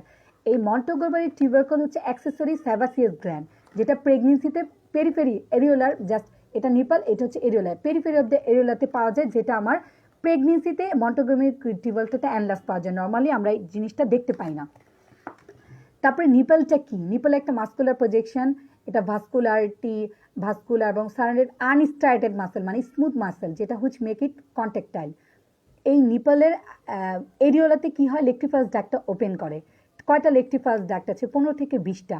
হোল ব্রেস্টটা কি হচ্ছে? সাবকিউটেনাস টিস্যু থাকে, অ্যাকসেপ্ট কোথায় থাকেন এটা পরীক্ষা আসছে, নিপল এবং এরিওলাতে কোনো সাবকিউটেনাস ফ্যাট থাকে না। দেখেন সাবকিউটেনাস ফ্যাট, পুরো ব্রেস্টটা সাবকিউটেনাস ফ্যাট দ্বারা, ফ্যাটি টিস্যু থাকে 80%, মাত্র থাকে 20% হচ্ছে গ্ল্যান্ডুলার টিস্যু। কোথায় ফ্যাট থাকে না এবার পরীক্ষা আসছে, তাহলে এটা নেক্সট টাইম আসবে না, কিন্তু অন্য কিছু আসবেই। তাহলে ফ্যাট থাকে না নিপল এবং এরিওলার নিচে, তাহলে এটা 20% গ্ল্যান্ডুলার টিস্যু, 80% ফ্যাটি টিস্যু। কয়টা লোব থাকে? দেখেন ব্রেস্টে 12 থেকে 20টা লোব থাকে, প্রত্যেকটা লোবের মধ্যে আবার 10 থেকে 100টা লোবিউল থাকে। বুঝে বুঝে পড়ে ফুটতে হবে। কুপার্স লিগামেন্ট থাকে, যেটা ফাইব্রাস স্যাপটা হিসেবে কাজ করে, যে কুপার্স লিগামেন্ট, ঠিক আছে। কুপার্স লিগামেন্ট, প্রত্যেকটা ফ্যাটি টিস্যুর মাঝখানে লিগামেন্ট থাকে, যেটা পেক্টোরাস মাঝের পর্যন্ত এক্সটেন্ড করে। যেখানে সিক্রেশন সেখানে কি থাকবে? কলামনার এপিথেলিয়াম থাকবে। তাহলে alveoli lined with columnar epithelium, আর ডাক্টের লাইনিং এপিথেলিয়াম কিউবিডালা, কিন্তু নিয়ার ইটস ওপেনিং থাকবে স্কোমাস এপিথেলিয়াম, ঠিক আছে। ব্রেস্টে যে মাসেল থাকে সেই মাসেলটাকে বলা হয় লঙ্গিটিউডিনাল স্ট্রাইটেড মাসেল, মায়োএপিথেলিয়াল সেল। এই যে মায়োএপিথেলিয়াল সেল, ঠিক আছে, এগুলো পড়তে হবে। তারপরে হচ্ছে এই যে লেকটিফাস ডাক্টটা ওপেন করে নিপেলে, নিয়ার ওপেনিং একটা ডাইলেটেশন থাকে, তাকে বলা হয় লেকটিফারাস সাইনাস। তাহলে এভাবে বুঝে বুঝে পড়তে হবে। তাহলে ব্রেস্টের যে হরমোনাল চেঞ্জটা আমি আপনাদের বই থেকে দেখাচ্ছি, খুব ভালো করে পড়তে হবে ব্রেস্টের হরমোনাল চেঞ্জটা। এটাতে অ্যাক্সেসরি সুপার নিউমারি নিপল থাকতে পারে, যদি সুপার নিউমারি নিপল থাকে তার অ্যাসোসিয়েটেড রেনাল অ্যাবনর্মালিটি থাকতে পারে, এটাও পরীক্ষা আপনাদের দিয়ে দিবে। এর জন্য পুরা টুক পড়তে হবে ব্রেস্টে আর্টারিয়াল সাপ্লাই, অ্যাক্সিলারি আর্টারি দেয়, মেনলি দেয়, আর কি internal mammary artery. Lymphatic drainage সবচেয়ে বেশি কে দেয়? অ্যান্টেরিয়র এক্সিনাল 75%, আদারমোস্ট ইন্টারনাল ম্যামারি নোড এবং মেডিস্টাল নোড। আমার কিন্তু 2016 সালে এমসিকিউ আসছে যে সবচেয়ে বেশি লিম্ফেটিক ড্রেনেজ কে দেয়? অ্যান্টেরিয়র এক্সিলারি লিম্ফ নোড 75% ক্ষেত্রে। নাপসালে 4, 5, 6 ইন্টারকোস্টাল নার্ভ। ডেভেলপমেন্ট সহ লাগবে। প্যারেনকাইমা ডেভেলপ করে অ্যাক্টোডাম থেকে, কানেকটিভ টিস্যু ডেভেলপ করে মেজোডাম থেকে। তারপরে আমরা সরাসরি 72 নাম্বার পেজে চলে যাব। খুব ভালো করে ব্রেস্টটা পড়তে হবে, খুব ভালো করে দেখেন 72 নাম্বার পেজ। এই হ্যাঁ, এই 72 নাম্বার পেজ দেখেন, আমার এই জিনিসটা যা করে মুখস্থ করে ফেলতে হবে। আমি সহজভাবে বলে দিচ্ছি। দেখেন ব্রেস্টের যে ম্যামোজেনেসিস, মানে preparation of the breast, ductal system মানে লেকটিফায়াস ডাক্ট কে করে? পলিফাইড ইস্ট্রোজেন। লোবিলো অ্যালভিয়ার সিস্টেমকে বলা হয় এসিনার সিস্টেম, মনে রাখতে হবে এসিনার সিস্টেম, পরীক্ষা এসি নিয়েও আসতে পারে। এসিনার সিস্টেম কে করে? প্রজেস্টরন। দুইটা হরমোন মনে রাখতে হবে। ল্যাক্টোজেনেসিস, যেটা মিল্ক সিক্রেশনে হেল্প করে, মনে রাখবো হচ্ছে আমরা টিজিআই। টিতে কি? থাইরয়েড। জিতে কি? Glucocorticoid growth hormone. আই থেকে ইনসুলিন, ঠিক আছে। প্রোল্যাকটিন আমরা সবাই জানি, প্রোল্যাকটিন মানেই হচ্ছে যে ল্যাকটেশনের উপর কাজ করে, এটা আমরা নামেই প্রকাশ পায়। তাহলে এটা পরীক্ষা আসছে, থাইরয়েড ল্যাক্টোজেনেসিস হেল্প করে, পরীক্ষা আসছে। তাহলে টিজিআই, ল্যাক্টোজেনেসিসকে করে টিজিআই, ল্যাক্টোজেনেসিসকে করে TGI, thyroid, glucocorticoid, growth hormone, insulin, prolactin. Galactopoiesis, poiesis মানে পি এর সাথে মিল আছে, পয়সিস যেটা maintenance of lactation, poiesis poietic hormone, prolactin, galactokinesis ejection of মিল্ককে করে, সেটা হচ্ছে অক্সিটোসিন। তো অক্সিটোসিন, এই যে এটা মনে রাখতে হবে, পোস্টোপিউটেটর থেকে দুইটা হরমোন আসে, অক্সিটোসিন আর ভ্যাসোপ্রেসিন, খুব ইম্পর্টেন্ট, ডিটেলস পড়বেন অক্সিটোসিন ভ্যাসোপ্রেসিনের ফাংশন কি, কোথায় কাজ করে, কোন টিউবুলের উপর কাজ করে, কোন নিউক্লিয়াস থেকে আসে, দুইটা নিউক্লিয়াস থেকে আসে, সুপ্রাঅর্টিক অ্যান্ড প্যারাভেন্ট্রিকুলার নিউক্লিয়াস থেকে। এই যে অক্সিটোসিনটা মেইনলি আসে প্যারাভেন্ট্রিকুলার নিউক্লিয়াস থেকে, কত পার্সেন্ট, এটা সহ লাগবে 85%, সুপ্রাঅর্টিক নিউক্লিয়াস থেকে আসে মাত্র 15%, আর ভ্যাসোপ্রেসিন তার উল্টোটা। ঠিক আছে, তাহলে এই চারটা খুব ইম্পর্টেন্ট, ভালো করে পড়বেন। ডাক্টাল সিস্টেম ইস্ট্রোজেন, লোভুলার সিস্টেম প্রজেস্টেরন, ল্যাক্টোজেনেসিসকে করে টিজিআই, গ্ল্যাক্টোপয়সিসকে করে প্রোল্যাক্টিন, কাইনেটিসিসকে করে অক্সিটোসিন। তারপরে আমরা গানি ধরতে চলে যাব, 466 নাম্বার পেজ। এটা পড়ে কিন্তু আমাদের আজকে ক্লাস শেষ। ইনশাল্লাহ নেক্সট আরেকটা ক্লাস আপনাদের সাথে দেখা হবে, যেটা ওপেন ফর অল। আপনারা যারা আমার কোচিংয়ে ভর্তি থাকবে না তাদের জন্য, তাদের উপকারের জন্য হচ্ছে আমার গাইডলাইনটা ফলো করেন, তাদের দোয়ায় হয়তো আমি ভবিষ্যতে আরও সাকসেস হতে পারবো। এখন আসেন হচ্ছে 466 নাম্বার পেজ, ব্রেস্টের যে লেশন নিয়ে কথাবার্তা। কেন আমাদের ব্রেস্ট নিয়ে এত চিন্তা ভাবনা? কারণ বাংলাদেশে সবচেয়ে কমন গাইনোকোলজিক্যাল মেলিগনেন্সি হচ্ছে ব্রেস্ট ক্যান্সার, দ্বিতীয় কমন হচ্ছে ক্যান্সার সার্ভিস, খুব ইম্পর্টেন্ট। তাহলে সবচেয়ে কমন সবচেয়ে কমন গাইনোকোলজিক্যাল মেলিগনেন্সি কোনটা? Breast cancer. দ্বিতীয় কোনটা? Cancer cervix. তাহলে এর জন্য ব্রেস্ট মেলিগনেন্সিটা ইম্পর্টেন্ট। ব্রেস্টের মেলিগনেন্সির মধ্যে আমরা পড়বো বিনাইন মানে painful lesion, painless lesion. Painful হচ্ছে ফাইব্রোসিস্টিক ডিজিজ, পেইনলেস হচ্ছে ক্যান্সার এবং ফাইব্রো অ্যাডেনোমা। ফাইব্রোসিস্টিক ডিজিজ থেকে 3-4টা কথাবার্তা এখান থেকে পড়ে নেবেন। একটা পেইনফুল কন্ডিশন, এটা একটা বিনাইন লেশন, এটা মানে হরমোনাল ইমব্যালেন্সের কারণে হয়, এটা হরমোন থেরাপি দিলে মানে পিল দিলে এটা ভালো হয়ে যায়। ফাইব্রো অ্যাডেনোমা একটা বিনাইন টিউমার। পেইনলেস লেশন, এটা অ্যাসিম্পটোমেটিক থাকে, এটা রেয়ারলি ক্যান্সার হয় মাত্র 2% ক্ষেত্রে। তাহলে ট্রিটমেন্ট হচ্ছে তখন সার্জিক্যাল এক্সিশন। কাদের ব্রেস্ট ক্যান্সার হবে একটু রিস্ক ফ্যাক্টরগুলো দেখবেন, এবং BRCA1 BRCA2 যদি মিউটেশন থাকে 5% ক্ষেত্রে ব্রেস্ট ক্যান্সারটা ফিমেল হয়, এই চারটা দেখতে হবে। বা আমাদের গাইনি দত্তে যত এরকম ব্লক লেটারের লাইনগুলো সবগুলি দেখতে হবে। বডিতে যেসব কারণে ইস্ট্রোজেনের প্রভাব বেশি থাকে সেসব কারণেও ব্রেস্ট ক্যান্সার হয়। তাহলে এটা একটু দেখে নিব আমরা, ঠিক আছে? আর্লি ম্যানাকি, ডিলেড মেনোপজ, নালিপাইটি, ওবিসিটি, এসব আমরা একটু দেখে নিব। এখন আমাদের ইম্পর্টেন্ট হচ্ছে ব্রেস্ট ক্যান্সার স্ক্রিনিং, যেটা খুব ইম্পর্টেন্ট, ঠিক আছে? এটা হচ্ছে আপনারা অনেকে জানতে চেয়েছেন ম্যামোগ্রাফি সম্বন্ধে, এই জিনিসটা একটু বুঝে যান। ব্রেস্ট ক্যান্সার স্ক্রিনিং খুব ভালো করে বুঝবেন এই জিনিসটা। এক কথায় আমরা ব্রেস্ট ক্যান্সার স্ক্রিনিং করি হচ্ছে 40 ইয়ার্সে, কারণ ব্রেস্ট মেলিগনেন্সি ইউজুয়ালি অ্যাডভান্স এজেই হয়। তাহলে ব্রেস্ট ক্যান্সার আমরা শুরু করি 40 ইয়ার্সে। আমরা আর্লিতেও শুরু করতে পারি। কাদের শুরু করতে পারি? যাদের ফ্যামিলি হিস্ট্রি পজিটিভ, যে তার ফ্যামিলি মা খালাদের ব্রেস্ট ক্যান্সার হয়েছে, তাদের আমরা 20 বছর থেকে ব্রেস্ট স্ক্রিনিং শুরু করতে পারি। আর কাদের করতে পারি? যার ব্রেস্টে কমপ্লেন আছে, 20 বছর বয়সে সে ফাইব্রো অ্যাডেনোমা আছে, তার 20 বছর বয়সে ফাইব্রোসিস্টিক ডিজিজ আছে, তাদের ক্ষেত্রে আমরা স্ক্রিনিং করতে পারি আর্লি। এছাড়া আমরা ব্রেস্ট ক্যান্সার স্ক্রিনিং করবো 40 বছর বয়স থেকে। ফার্স্ট কথা, এখন স্ক্রিনিং আমরা কী দিয়ে করব? স্ক্রিনিং আমরা করি 3টা মেথডে। স্ক্রিনিং আমরা করি 3টা মেথডে। 3টা মেথড কি?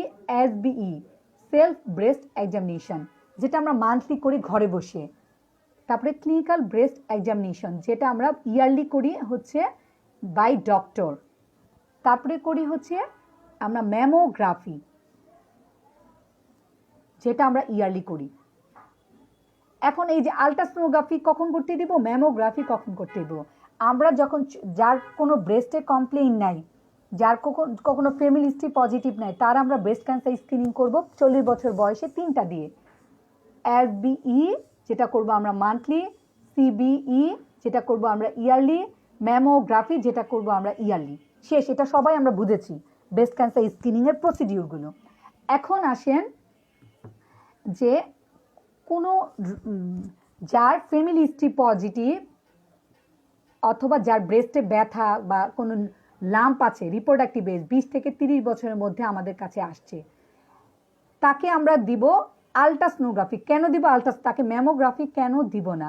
কারণ ম্যামোগ্রাফি একে হচ্ছে এক্সপেন্সিভ, ম্যামোগ্রাফি একটা এক্স-রে। তাহলে আলট্রাসোনোগ্রাফি হচ্ছে সবাই জানি আমরা আলট্রাসোনোগ্রাফি। তাহলে জানতে চেয়েছেন ম্যামোগ্রাফি কখন করতে দিব বা ম্যামোগ্রাফি জিনিসটা কি। ম্যামোগ্রাফি একটা এক্স-রে ফাইন্ডিংস, ম্যামোগ্রাফি একটা এক্সপেন্সিভ টেস্ট। তাহলে এটা আমরা 20 বছর বয়সে আসলেই তাকে আমরা ম্যামোগ্রাফি দিব না, আমরা চেষ্টা করবো আলট্রাসোনোগ্রাফি করে তার যদি কোনো সমস্যা থাকে সেক্ষেত্রে ফার্দার ইভ্যালুয়েশনের জন্য আমরা ম্যামোগ্রাফি করব। আলট্রাসোনোগ্রাফি করে দেখলাম তার কোনো সমস্যা নাই, তাহলে আমরা তাকে কখনোই ম্যামোগ্রাফি দিব না। ফর ফার্দার ইভ্যালুয়েশন আমরা ম্যামোগ্রাফি দিব। কেন? কারণ ম্যামোগ্রাফির মাধ্যমে মাইক্রো মেটাস্টেসিস, মাইক্রো ক্যালসিফিকেশন বোঝা যায়, একুরেট ডায়াগনোসিস করা যায় ম্যামোগ্রাফির মাধ্যমে। যার আলট্রাসোনোগ্রাফিতে সমস্যা নাই এবং যে 20 থেকে 30 বছর বয়সে আমাদের কাছে আসছে তাকে আমরা হুট করে ম্যামোগ্রাফি করতে দিব না। তাকে আমরা আলট্রাসোনোগ্রাফি করে দেখব তার কোনো সিস্টিক লেশন আছে কিনা, সলিড লেশন আছে কিনা। হ্যাঁ, যদি সলিড লেশন থাকে ফর ফার্দার ইভ্যালুয়েশন আমরা তাকে, বা সিস্টিক লেশন থাকলে তো ফাইব্রোসিস্টিক ডিজিজের ট্রিটমেন্টে কোনো কিছু ফার্দার, সলিড লেশন থাকলে টিউমার কিনা, ক্যান্সার কিনা, তার ফার্দার ইভ্যালুয়েশনের জন্য আমরা ম্যামোগ্রাফি করতে দিই। অথবা আমরা ম্যামোগ্রাফি করার পরও আমরা দুইভাবে ডায়াগনোসিসটা কনফার্ম হতে হবে। যে কোনো ক্যান্সারের কনফার্মেশন অফ ডায়াগনোসিসের জন্য আমরা বায়োপসি লাগবে। তাহলে বায়োপসি আমরা ব্রেস্টে বায়োপসি করার জন্য আমরা দুইটা উপায় করি, এফএনইসি অথবা এক্সিশন বায়োপসি। একদম মুখস্থ করে ফেলতে হবে, এফএনইসি অথবা এক্সিশন বায়োপসি আমরা করি। তাহলে এই ম্যামোগ্রাফি আলট্রাসোনোগ্রাফি কখন করতে দিব সবাই নিশ্চয়ই ক্লিয়ার হয়েছেন, এই কারণে করতে দিব। হ্যাঁ, যে 40 বছর বয়সে আমি অবশ্যই তাকে যদি স্ক্রিনিংয়ের জন্য করতে দিতে পারে অথবা তার কোনো সমস্যা থাকলে তাকে আমরা আলট্রাসোনোগ্রাফি দিব না। যে 20 থেকে 30 বছর বয়সে আমার কাছে আসবে ব্রেস্টের সমস্যা নিয়ে অথবা ফ্যামিলি হিস্ট্রি পজিটিভ, তাকে আমরা আলট্রাসোনোগ্রাফি করে করতে দিই। ফর ফার্দার ইভ্যালুয়েশন আমরা ম্যামোগ্রাফি করতে দিব। ম্যামোগ্রাফি একটা এক্সপেন্সিভ টেস্ট, ম্যামোগ্রাফি একটা এক্স-রে ফাইন্ডিংস, ম্যামোগ্রাফিতে একুরেট ডায়াগনোসিস করা যায়, এসব আর কি। এখন একটা ট্রিপল টেস্ট নামে বইয়ে একটা কথা আছে। তাহলে এই ট্রিপল টেস্টের মধ্যে কি কি আসে এটা একটু জানতে হবে, পরীক্ষা দিয়ে দিতে পারে। ট্রিপল টেস্টের মধ্যে CBE, clinical breast examination, CBE clinical breast examination, imaging, imaging এর মধ্যে কি ম্যামোগ্রাফি, আলট্রাসোনোগ্রাফি দুইটাই হতে পারে, বলে দিচ্ছি ইমেজিং। আরেকটা হচ্ছে বায়োপসি, বায়োপসি দুইটাই হতে পারে। নিডেল বায়োপসি মানে fine needle aspiration cytology, needle biopsy বলছে। বায়োপসি যদি আমি একটা ধরি তাহলে হবে এফএনএসি অথবা এক্সিশন বায়োপসি, দুইটাই করতে পারি। ঠিক আছে, তাহলে ট্রিপল টেস্ট মানে সিবিই, ইমেজিং, আলট্রাসোনোগ্রাফি হতে পারে, ম্যামোগ্রাফি হতে পারে অথবা বায়োপসি, এফএনএসি হতে পারে অথবা এক্সিশন বায়োপসি হতে পারে। তাহলে আমরা ব্রেস্ট থেকে যদি এতটুকু ভালো করে পড়তে পারি তাহলে কিন্তু আমাদের, হ্যাঁ, আর কোনো কোশ্চেন আমরা ব্রেস্ট থেকে আটকাবো না। খুবই ইম্পর্ট্যান্ট আপুরা। তাহলে আপুরা পড়তে থাকেন। যাদের যে কোশ্চেন আমি বললাম, কে ডিপ্লোমা দিবেন সবাই ডিপ্লোমা দিবেন, কে এফসিপিএস দিবেন সবাই এফসিপিএস দিবেন, ঠিক আছে? নাহলে তো হবে না। কারণ যার এফসিপিএস হয়নি তার যদি ডিপ্লোমাটা হয়ে যায় তার কনফিডেন্ট লেভেল অনেক বেড়ে যাবে, তার মনটা ভালো হয়ে যাবে। যে তার পোস্ট গ্রাজুয়েশন যে পর্যন্ত না হয়, আমি তো নিজেও এই স্টেজ পার করে আসছি, পোস্ট গ্রাজুয়েশন না হলে সব মানে আমরা ডিপ্রেশনে চলে যাই, আসলেই ডিপ্রেসিভ একটা জিনিস। তাহলে আমার যদি ডিপ্লোমা হয়ে যায়, আমি একটা পোস্ট গ্রাজুয়েশন যদি আমাদের হয়ে যায় তাহলে মনটা ভালো থাকলে, তাহলে মন যদি ভালো থাকে অটোমেটিকলি তাহলে পরবর্তীতে আমার এফসিপিএস হয়ে যাবে, ঠিক আছে? কারণ ডিপ্লোমা তাহলে আমি কেন দিচ্ছি, কারণ এফসিপিএস তো একটা লং প্রসিডিউর, 10 বছরও লাগে এফসিপিএস পাস করতে। তাহলে আমি যদি ডিপ্লোমাটা শর্ট কোর্সে যদি পাস করে ফেলে একটা পোস্ট গ্রাজুয়েশন কমপ্লিট হয়ে যায় তাহলে আমাদের অনেক সাইকোলজিক্যাল রিলিফ হয়, ঠিক আছে? আর বিসিএস তো বললাম, আমি বিসিএস জরুরি, টার্গেট করে বিসিএস পড়তে হবে। কারণ আমি পোস্ট গ্রাজুয়েশন কিন্তু পরেও করতে পারবো, কিন্তু বিসিএস এর সময়ও চলে যাবে এবং সব সময় কিন্তু আমার এরকম সার্কুলার থাকবে না, স্পেশাল বিসিএস থাকবে না। তাহলে আপনারা যে যার মতো যার লেভেলে যেটা, প্রথমে আমরা বিসিএসকে টার্গেট দিব, সেটাকে আপনারা ইফোর্ট দেন, ঠিক আছে? ইনশাল্লাহ লেগে থাকেন, সফলতা আসবেই। জাস্ট আল্লাহকে বিশ্বাস করেন, আল্লাহকে দেখেন, ইনশাল্লাহ সফলতা আসবে। আর কিছু কারো জানার আছে? আপুরা ভালো থাকেন, সুস্থ থাকেন। আসসালামু আলাইকুম। নেক্সট টাইম ইনশাল্লাহ আমরা হচ্ছে বইয়ের টপিক থেকে, আচ্ছা ঠিক আছে, ডিপ্লোমা নিয়ে একদিন, ঠিক আছে বলবো, ডিপ্লোমা কিভাবে আমরা প্রিপারেশন নিব ডিপ্লোমা নিয়ে বলবো, ডিপ্লোমা নিয়ে বলবো। ঠিক আছে আপু, তাহলে আজকে শেষ করে দিই আপু। ঠিক আছে, আল্লাহ হাফেজ, আসসালামু আলাইকুম।